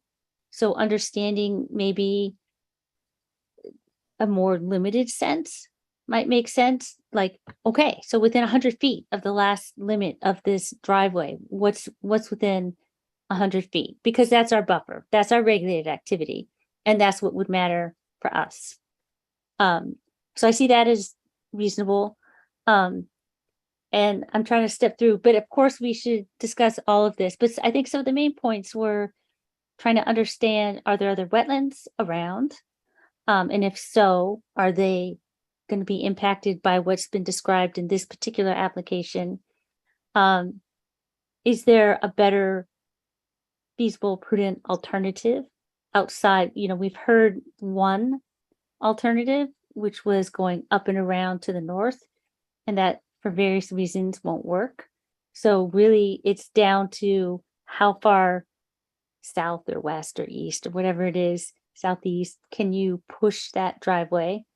So that came up as a question, comment, concern. I think both of you had questions on Rich Snarsky's report. I think we should acknowledge that he was asked a very specific, limited job, task to do. And so I think his report reflects what he was asked. If we want more, I think we should be thoughtful about that and recognize that probably we're not going to ask that we're going to have him delineate the whole 10 acres because they're not developing the whole 10 acres. But maybe understanding more about within 100 feet makes sense. Vernal ponds are, as I know you both know, they can be great habitat. They can be critical habitat. He notes there were 3 wood frog egg masses. That's not a giant vernal pond, but we don't know, as you say, what else was in that. So, that's something to keep in mind. I'm not sure. I think it would be helpful to think about what we would learn with that additional seasonal knowledge in this particular case, recognizing that, as I know you both know as well, the adults use the upland. That isn't actually something that we can, I believe, isn't something that we can actually use in our ruling. We can talk about the aquatic habitat and recognize vernal ponds as critical and unique, and figure out what additional information we would need to understand how the proposed disturbance will impact that particular pond. But so I've just kind of tried to summarize some of your main points. But if you have others that you'd like to bring up and have us, figure out what we do want to ask, that would be great. I definitely agree. For this proposed development of the driveway and culvert, we wouldn't need a delineation of the full 10 plus acres, however many acres. But I think it would be good for us to ask for, again, a sketch as part of the delineation report that says, this is my study area within the larger parcel. This is where my study area is focused. So that we can, just be further assured that, those areas were walked, and that there's nothing there. Okay. I think that might be helpful. No, and I agree. And as I said previously, this is a question that I brought up on the site walk as well, regarding, what the rest of the property looks like. But understanding that if there is, any other activity would have to come back probably to us, but understanding within the 100-foot boundary of this proposed activity, it would be helpful. Do you have anything else, Anna? I guess I'm taking a quick look through our regulations. Is the upland review area not a regulated area? Is it strictly the wetlands? No, it is regulated. I believe that there is a court case that says that we can't make decisions about adult terrestrial animals. But someone can correct me if I'm wrong. All right. I would love to be wrong, but I don't think I'm wrong on that. And I don't remember the court case. It was something down in Wilton or New Canaan or something. I I'm not familiar. Yeah, I'm not familiar with it either. Okay, well, and I hope, I mean, maybe I'm wrong, and we don't have any of our usual lawyers here with us that would. I remember what you're completely happy. talking about. Luella. It's from, I can't remember when, and I think Michael Clemens was on it, but it's a standard case where, without getting into all of it, it unfortunately made it so you can't make a deciding decision, and I'm not going to get all the lawyer terms right, based on these terrestrial, the use of the upland habitat by these terrestrial animals. I think it's something like that. And it's appalling that we're being recorded, because I'm sure there's lawyers out there just going, oh my God, she's so not saying that right. And maybe I'm making that, maybe I am misinterpreting that, but I just remember wanting to talk about some of what you're talking about and being told by a lawyer person that there's, this precedent out there. We can revisit that. I'm just saying that, I can get that for you. understanding, but within that, I mean, we do have species of concern, which is the NDDB report, and that's, totally understandable. And that's very clearly laid out. Vernal ponds are special habitats.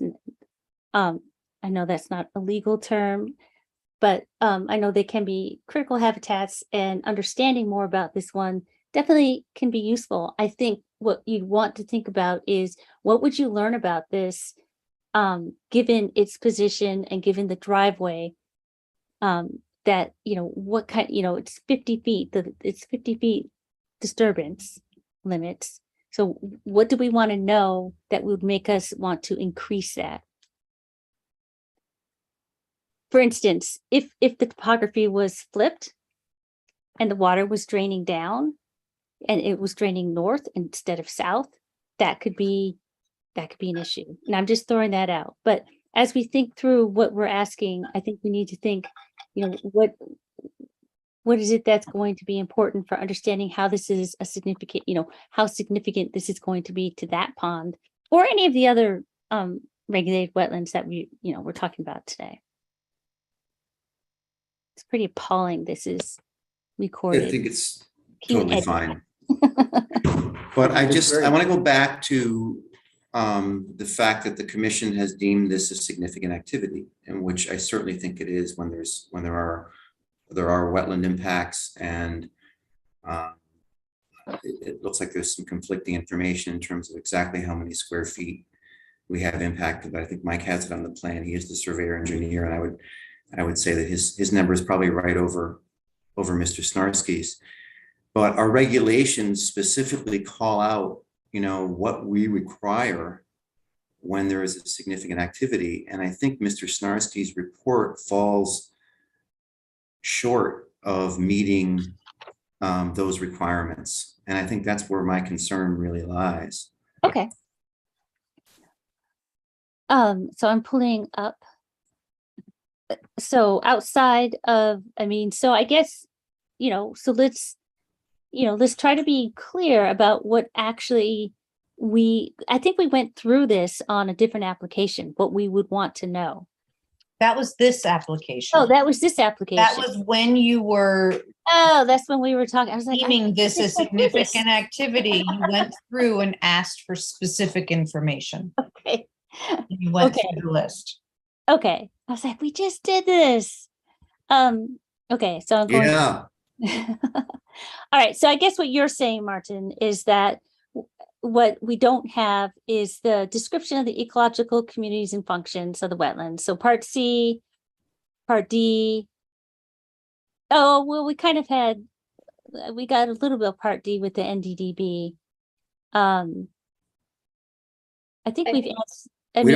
We don't have anything on E in terms of the impacts of the wetlands, or the effect of the proposed activity on the water course, and best management practices. And part of the best management practices, I think, call to attention the NDDB letter, which has, some very specific recommendations and time periods for care of the listed species that are there. And they basically leave it up to the contractor to identify these species and move the turtles to the other side of the silt fence. And in my experience, the last 32 years, that's not appropriate. I think we need someone with some training, to be involved in the project during construction to make sure these species will be protected. I think that the DP has, an excellent list of recommendations and timeframes, and I think we need to hear exactly and specifically how and who will be implementing them, not just quote unquote the contractor. So you're saying this is part G. So we've got Yes. yeah. So we've got part C. We have parts of D. We have E. And C, D, E, F, Okay. G. I don't think that Mr. Snarski's, again, it's only a page and a half of narrative. I think it's really incomplete with regard to our regulations and what we require for a significant activity. So you'd like them to revisit section 7.6 of the regulations? Yes. Okay, and I am trying, and maybe other members can help me remember. I believe that when we looked at the reports from Heatherwood and County Road, and I don't have them right at my fingertips. So what I'm trying to do is think, those are two other projects that are kind of, those are bigger scale, but it's the same idea. I think they had, well, the engineering was very detailed. And I think they did cover at least County Road, as I remember, and that you guys can help me. Yeah, I can't remember. Oh, okay. I think County Road, as I recall, or Heatherwood, one of them had a pretty detailed kind of environmental impact statement, which I guess in a sense the 7.6 is. I guess what I would say on the flip side is I think there's definitely some of that information that we want. This isn't as big a project as that. So, as I think of the reams of paper we went through for that one, I think really what Anna and Martin, I think you both are saying is that the impacts on the ecological communities and the delineation of activity and understanding within that what is there and how it's going to be impacted is something you'd like to see more of. Yes. So I think it is best if we as an agency agree on this. I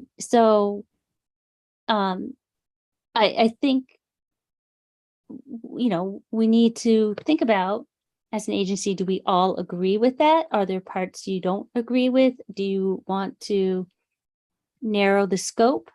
I mean, I'm happy to hear other voices.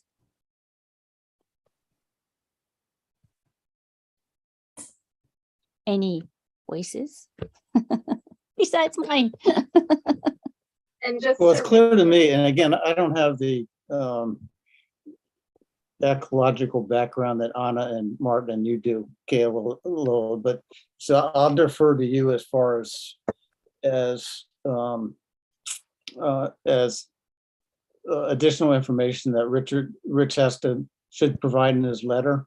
But to me, it is important from a simple standpoint. For me, it is important that his letter at least define what he looked at and what his limits of study was, like Anna has mentioned. So that makes sense to me. The other stuff, you guys are kind of talking over my head, to be honest with you, and I defer to you guys for that. But All right.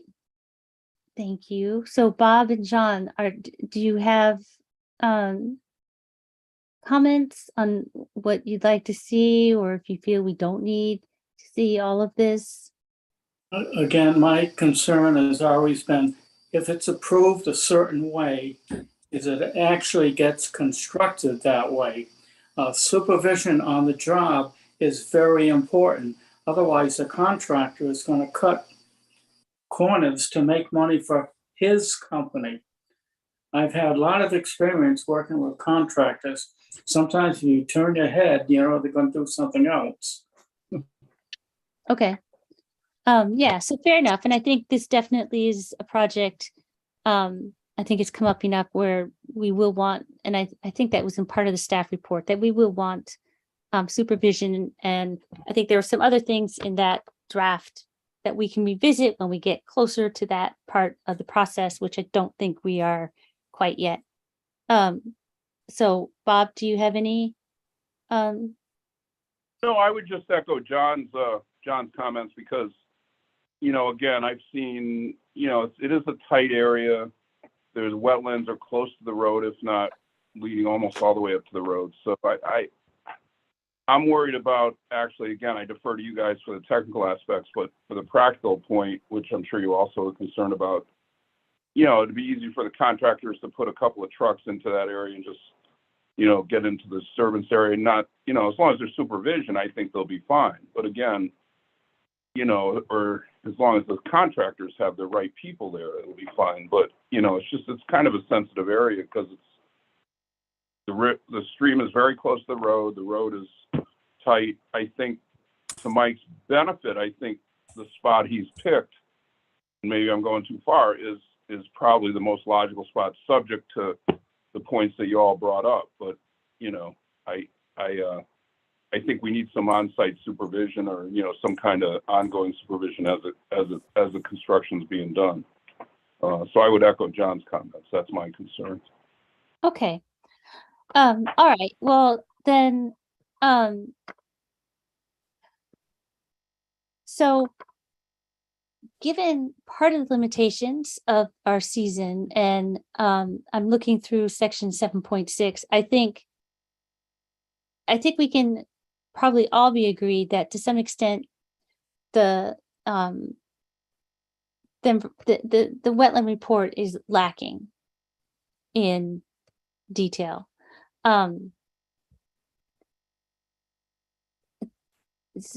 Parts of this bacteria count, you know, flow, we may get rain, pH or alkalinity. I'm not sure, you know, that part F, you know, all of that is something that we'll be able to get soon, or that is something, you know, we definitely need. I'm happy for Anna and Martin to argue on that. Where I see the most information coming from is understanding what's within 100 feet of the limits, and getting a better idea of the ecological communities being impacted and what the effect is. So it's not only the vernal pond, obviously, right? It's going to be the stream bed, and of course, or the stream, and you know, having watched these other projects go through, you know, this happens. And we had the Brown School project where they dewatered and put stuff back in. So, you know, it's doable. And I guess we just want to understand better what these impacts, these ecological impacts, are going to be. And I do agree with you. F, I think, might be, for this case and kind of where we're at in it, might be a little too far. Yeah.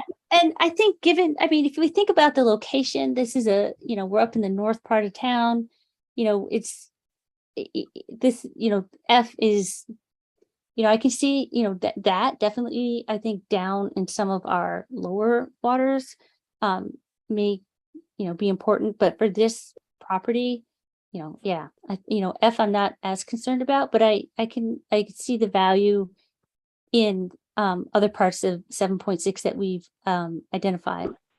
Mm-hmm. Martin, I know comments. I want to leave you out. Yeah, I think certainly turbidity is important. You know, potential turbidity. It's the downstream property owners with the pond were concerned about, say, F2.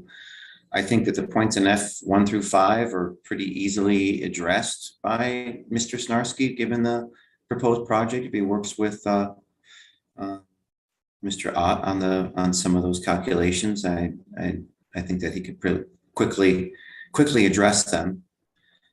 Yeah, I agree.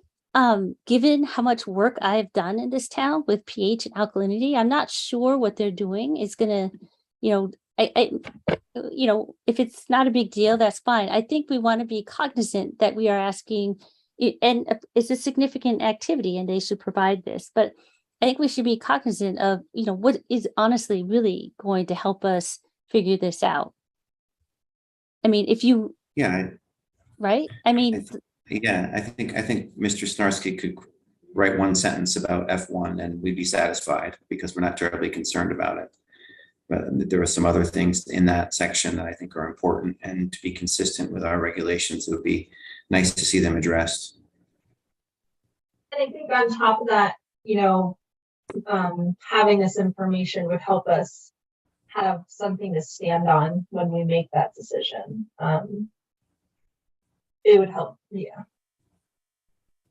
To just clarify the regulation itself, there is language, and I'm not speaking in favor of one or the other opinion, but the agency does have the ability to excuse sections of 7.6 if you don't find the information is necessary to determine whether or not they'll cause or create risk of detrimental impacts.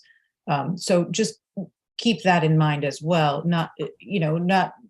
I just wanted to follow up on your comment, just because it's in the regulation. There is that caveat in the regs that does allow the agency ultimate discretion as far as what information and I think maybe that's where KLO was going with that statement. Sure, yes.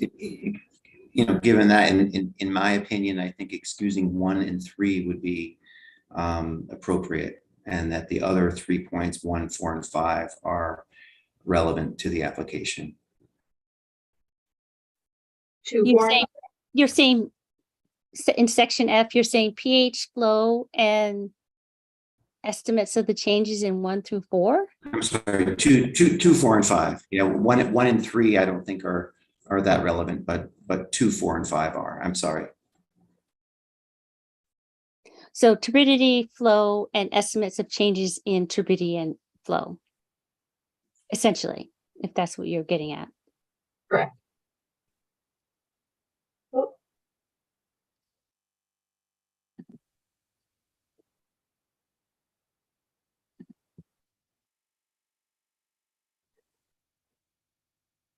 Okay, well, is this something we need to vote on, or just to convey to the applicant who is still with us? Do we need to vote on this, Erin, or should we just? No. Okay, so. Yeah. Okay, so I guess Mike and Krista, I think the gist of it is, it would be necessary to get more information from Rich Snarsky on section 7.6. I think we are most concerned with 7.6 so sections, let's see, C, D, E, and parts of F. So in F, 2, 4, and how those are going to change. And then I guess 5, and I guess 5 to some extent. I will say it sounds like Rich Snarsky did address part of that by suggesting to Mike that he move the driveway away from the vernal pond by 50, keep it out of the 50-foot review. I guess it would be helpful to understand the impacts, those impacts that we've seen. So for all of the commission, does that satisfy people's interests and desires to make a thoughtful decision moving forward? Works for me. Lee nodded. I can't see Bob. You can speak up. No, I'm fine. That's good Okay. with me. All right, Yeah. John Martin. Yeah, that sounds good. I also want to make sure we don't forget the recommendations of the DEP's NDDB letter and how that will be handled and by whom. Yeah, so I think that's definitely I see that as separate from this section 7.6, but yes, definitely those 3 species, particularly the wood turtles, we're going to want to understand pretty clearly how that's going to be managed. And that letter kind of spells out, some of these. So, it basically is saying, stay out of it during these times of year. I guess, Martin, what you're also asking and recommending is that if any of these, well, I'd like to understand this. You're suggesting that if any of these animals are found during this activity, that someone qualified is there to deal with it or notified and can deal with it? Because Yeah, the letter really just specifies the contractor, which I think is a really broadly used term by the DEP for this particular instance. And Okay. that's just what they do. And I think that the commission, I would feel more comfortable if there was a responsible person who had some training in wildlife biology and these species in particular to manage the issue and to educate the contractors and to be on site and to be responsible for making sure these recommendations are carried out.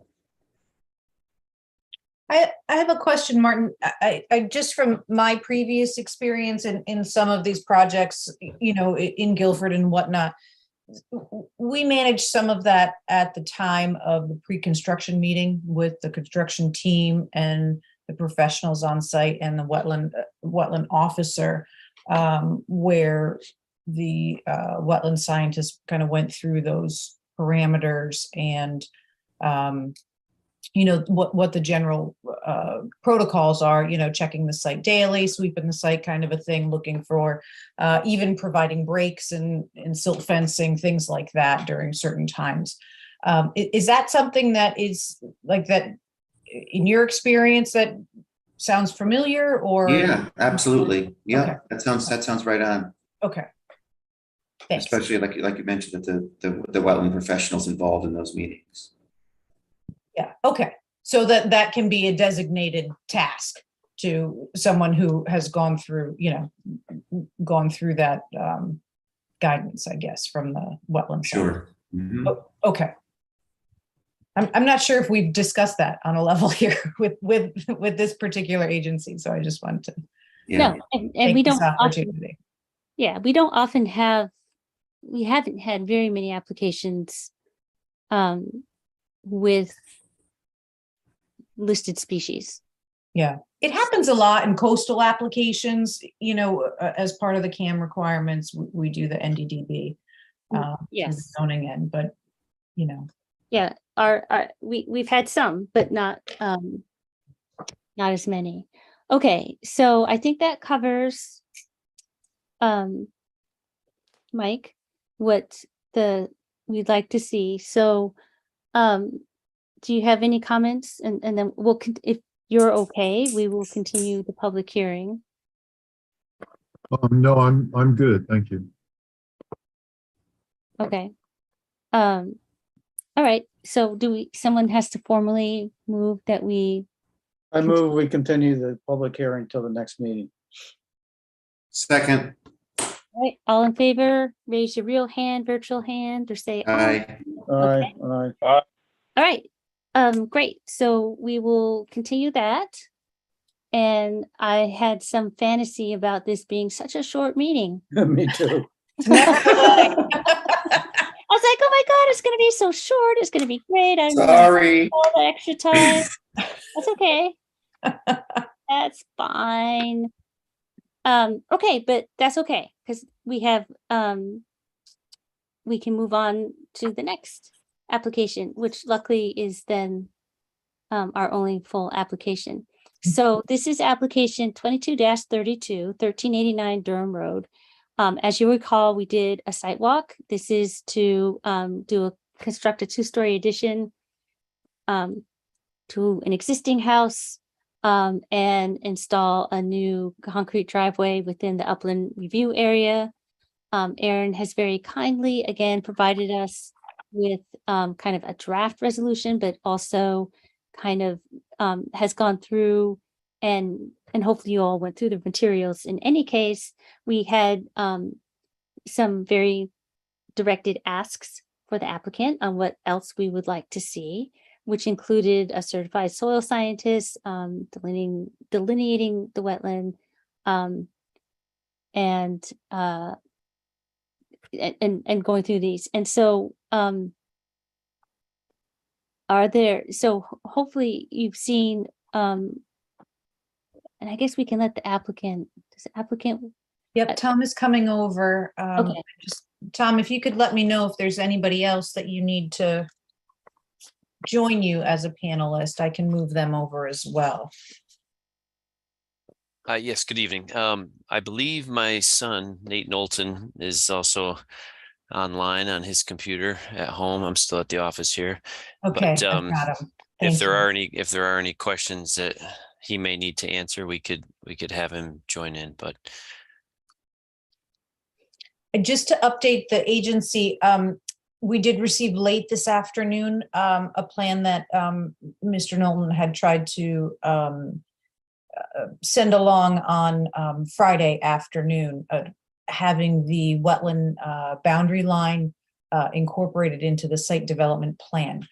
So I sent that along. It's not on the website currently, but I do have that as a PDF. And Tom, if you have that, you're welcome to share that as well. Okay. And kind of go through the changes and items that you addressed since our last meeting. okay, sure. Yeah, and for the record, I am Tom Knowlton, the homeowner at 1389 Durham Road. And let me see if I can share my screen here.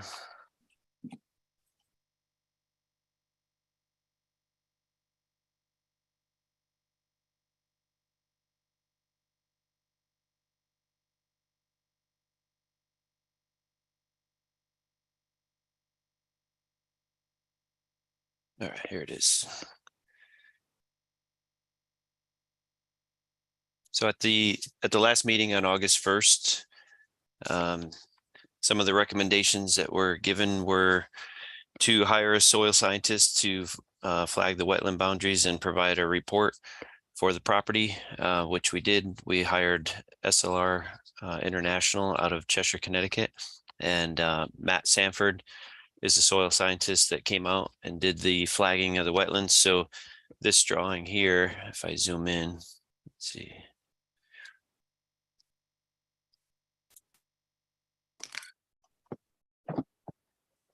So just to orient everybody, north is straight up.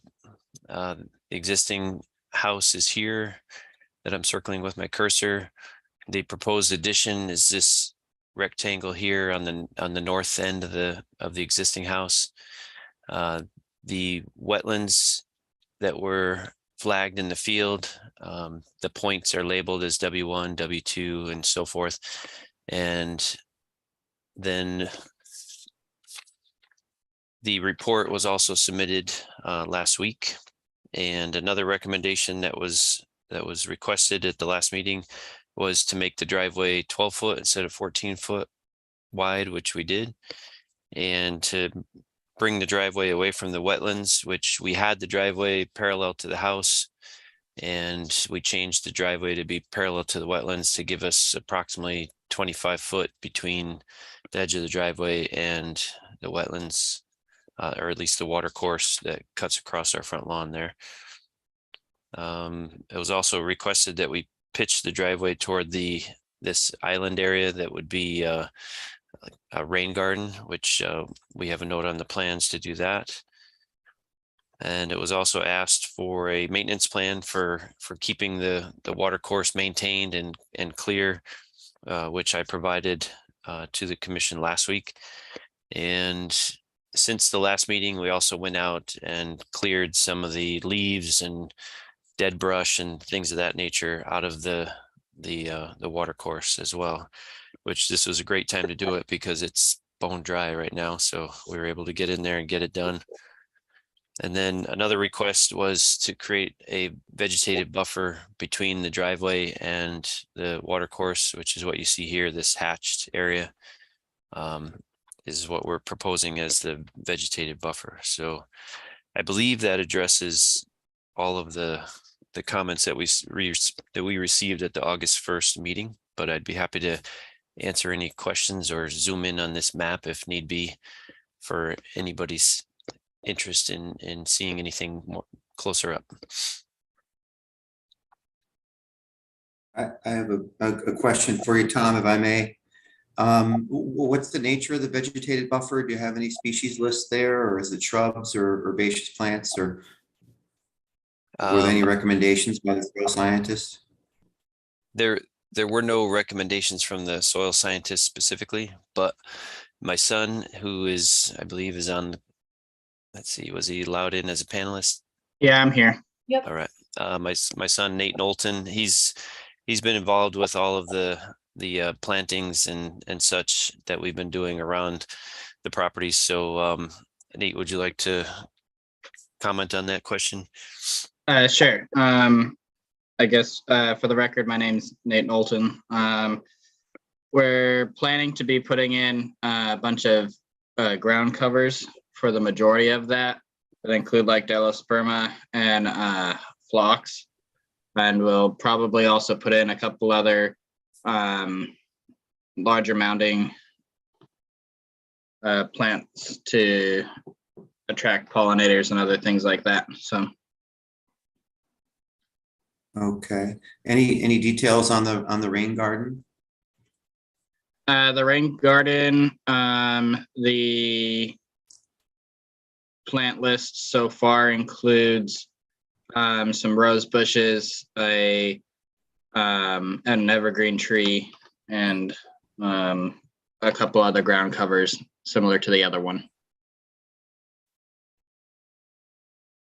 Okay. Are there any provisions in that rain garden to provide for infiltration and grading? So the purpose of the rain garden would be to grab some of that surface water runoff, treat it, infiltrate it. Often rain gardens have some specific soil composition requirements in terms of some coarse grain material, or as well as loam and that sort of thing, to make sure that we've got the right grades and the right infiltration capacity for that area. Yeah, at the moment, yeah, we don't show anything specific to the cross section of that rain garden. No. Okay. We'd certainly be open to doing, what the agency requests in that area.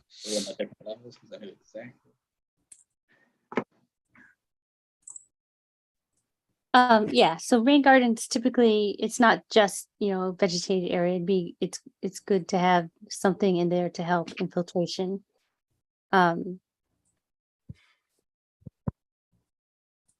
Other comments or questions? I did just want to say, I see that you guys moved the driveway and made it a little skinnier.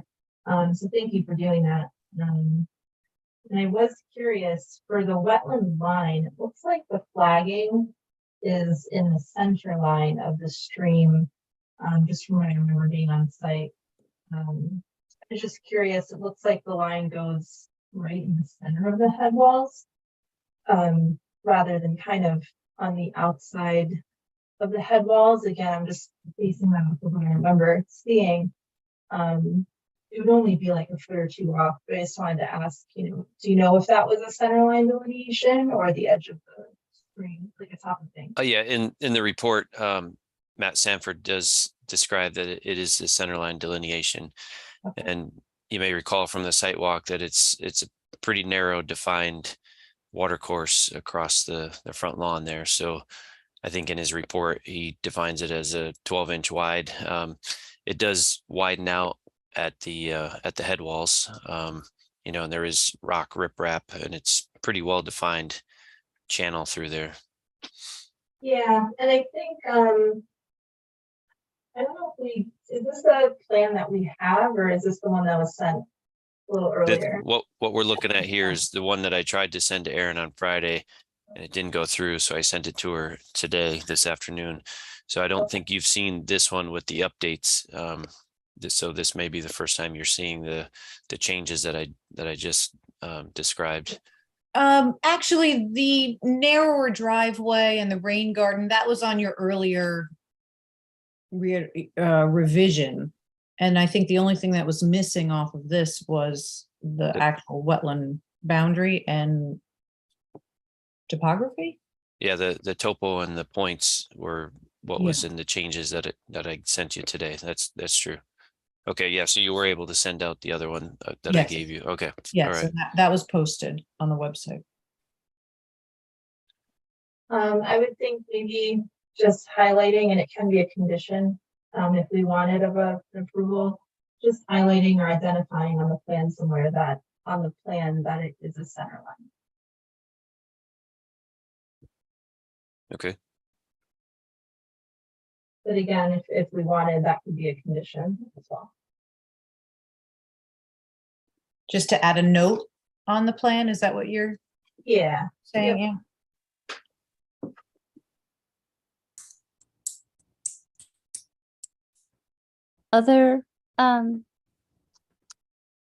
Other questions or comments for the applicant? I would also like to say thank you for taking the time, energy, money to give us this extra detail, which helps in assessing the application. So anybody else have questions? Comments? Very quiet. All right. Well, if there are no questions or comments, is there someone who would like to make a motion? And I will say, and we can, that if you looked at your email, Erin has a draft motion for this application that specifies being notified at least 48 hours prior to commencement of regulated activity, stabilizing the site and soil areas. You can look at that. It does, the suggested or draft motion includes that the applicant will submit a planting plan of native species for the vegetated buffer, which I guess would have been a comment I would have, is it would be great to have native species for that buffer next to the wetland. And I imagine we want a little detail on the rain garden if we do a draft motion as outlined in that document. Or we can make a different motion. That's My just, email was down this afternoon, so I don't have access to it, so. I can share it if you want. Tom, I just need to swap with you so I can share the screen. If you can unshare, Okay. Let me see. I'll see if I can find.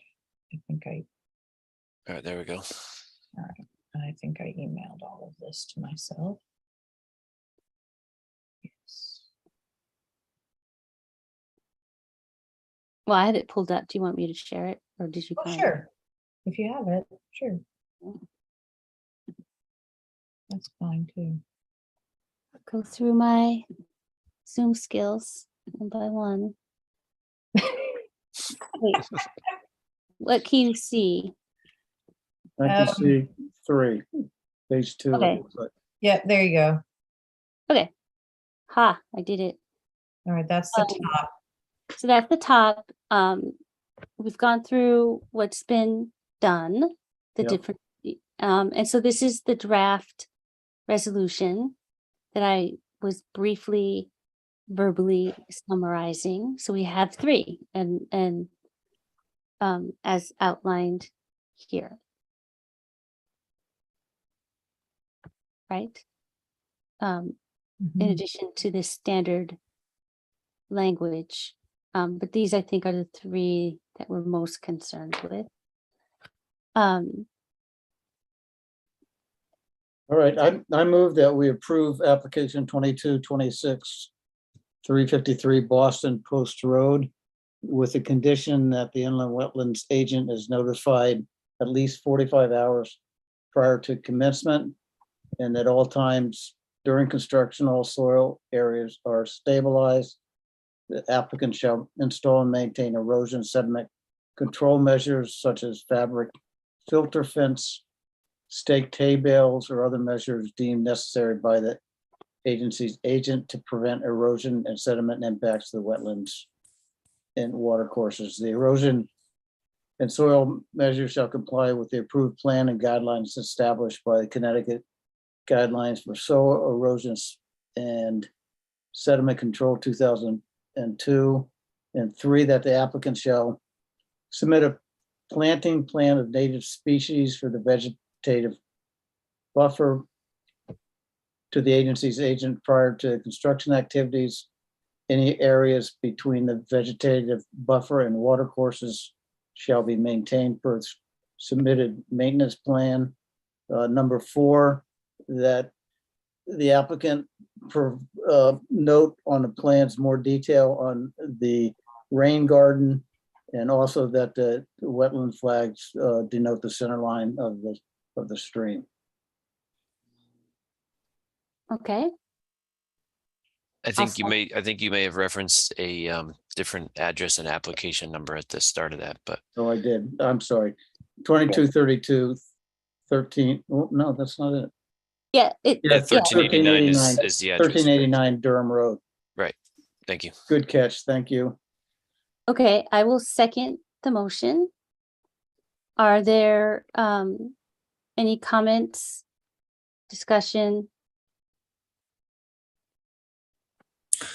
Just one, the details on the rain garden, Aaron, are you good with looking at those and providing sort of a technical review on the specifics of the rain garden and filtration capacity of the soils? Sure, if you'd like it as a detail on the actual plan, that can be added, as well as the note, as well as some planting list, for Specific. that Yeah, rain specific garden. That's native fine. species. Good. That's Sounds fine. good. Yeah, I'm comfortable. Thank you. These guys have done a lot of work here and it looks good. Okay, any other comments? Oh, I'm gonna stop sharing. Okay, all in favor of the motion as discussed and amended? Hand. Aye. Aye. Excellent. Thank you very much, Mr. Knowlton. I know this was a lot of work. We appreciate it, and happy constructing. Well, thank you for your time. Thank you for everybody's input. Have a good night. Thank you. Thank you. Okay, so the next item is 22-26 353 Boston Post Road. Luckily for us, that has been withdrawn for now. Only lucky for us because it's late. Temporary. We'll revisit. But lucky for us, it's not tonight, is what I should say. So that brings us to Aaron's sections 13, and looks like Aaron was super busy. And I don't know, I can't remember what we're doing now. Are we just assuming that all is good, or do you need to detail what you've or step through? I think I'll leave that up to the agency. If you have any specific questions regarding any of the applications, it's a lot of decks or sunrooms, just on sonotubes. So there wasn't a lot of excitement. A lot of busy work, but not too much excitement. And a septic tank replacement. Right. That's the extent of it. 51 Island Ave does have a full frost foundation. but is outside, not outside the 100-foot clearly, because it is a regulated activity. But their access, I didn't see any real issues with that. Very limited scope of project, so I was comfortable doing that. Yeah, that's Okay. it. Did I don't anybody, have any questions. okay, And we didn't get any other applications. that is the most exciting thing ever. I've been waiting all summer for one day of reprieve. It's been a long time. Great. When I saw the agenda, I was like, please don't anybody submit at the last minute, please, please. So we may That's- have, probably have receipts for the next one, but. That's okay. At least your next meeting will be a little lighter. We'll continue on with Race Hill and maybe take advantage of that lighter load and kind of go over our permit process and some of our application forms if the. That's a good idea. Agreeable to that. I agree. It's a good idea. Yeah, that'd be great. But so but we're not done. Don't go, Yeah. don't go away, people. We need to approve the minutes from August 1st and also from our site walk on August 27th. So did anybody, and if possible, it'd be great to just do these together.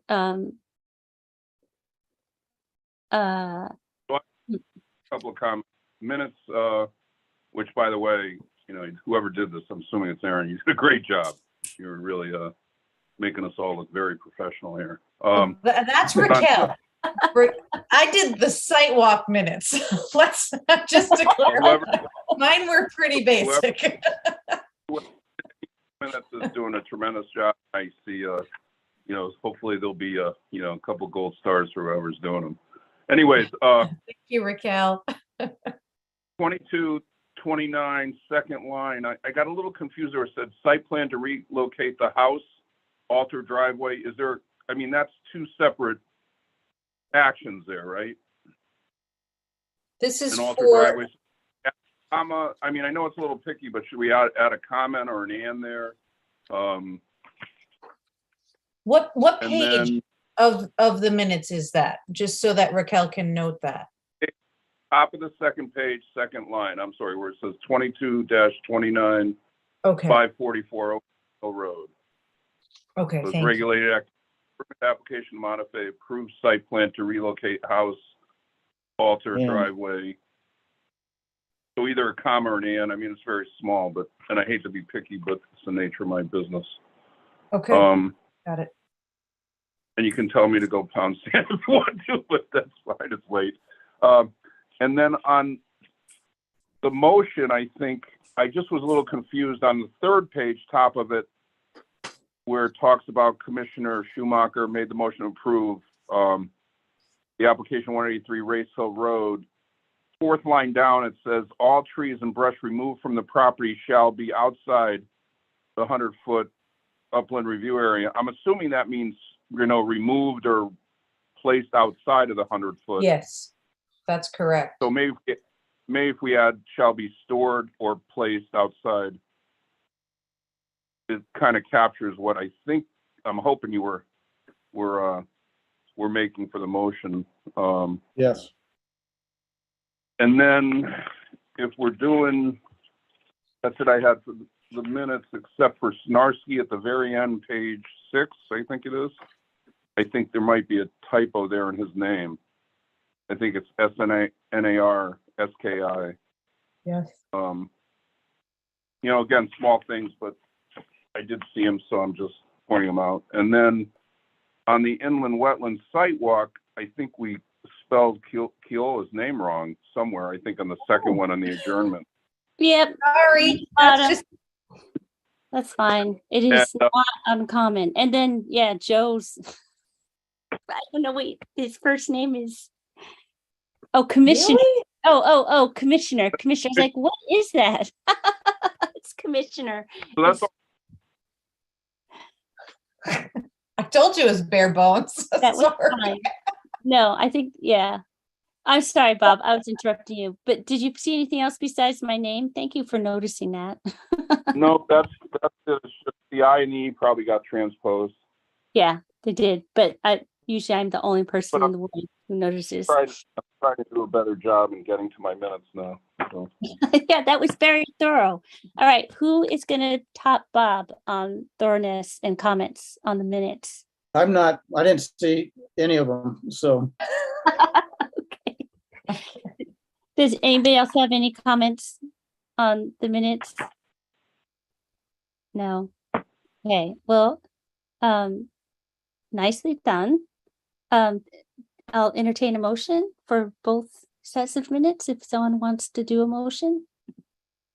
Or not. I move we accept August 1st regular meeting minutes and the August 27th site walk minutes, subject to the 2 or 3 typos being corrected. Okay. Anybody second? I'll second. All right. Any other comments? All right. All in favor? Aye. Raise your hand. Aye. Any Aye, opposed? aye. Nobody's opposed. That's great. Okay. So we are almost done. Remarks. I would just like to echo Aaron's suggestion of if we do indeed have a slightly lighter load next time, which would be the first in a long time, it would be nice to just kind of review things. And I will be sorry not to see you in person this month, but okay that we didn't have a whole bunch of applications for receipt. Right. Those are all my comments. No So, sidewalk. Aaron, did you have any other comments? No, we won't have a site walk either, so. Other than that, I have No, bummer. no comment. No, those are fun. That's okay. I'm sure there'll be opportunities at some point We could go for a walk. for a walk. Okay. Well, even though it's not super short meeting, this is fun. Does anybody have a last motion to make? Our I special. move we adjourn the meeting. Okay. Second. I'll second it. Goodness. All right. All in favor? Word. All right. Good night, I will see you everyone. guys-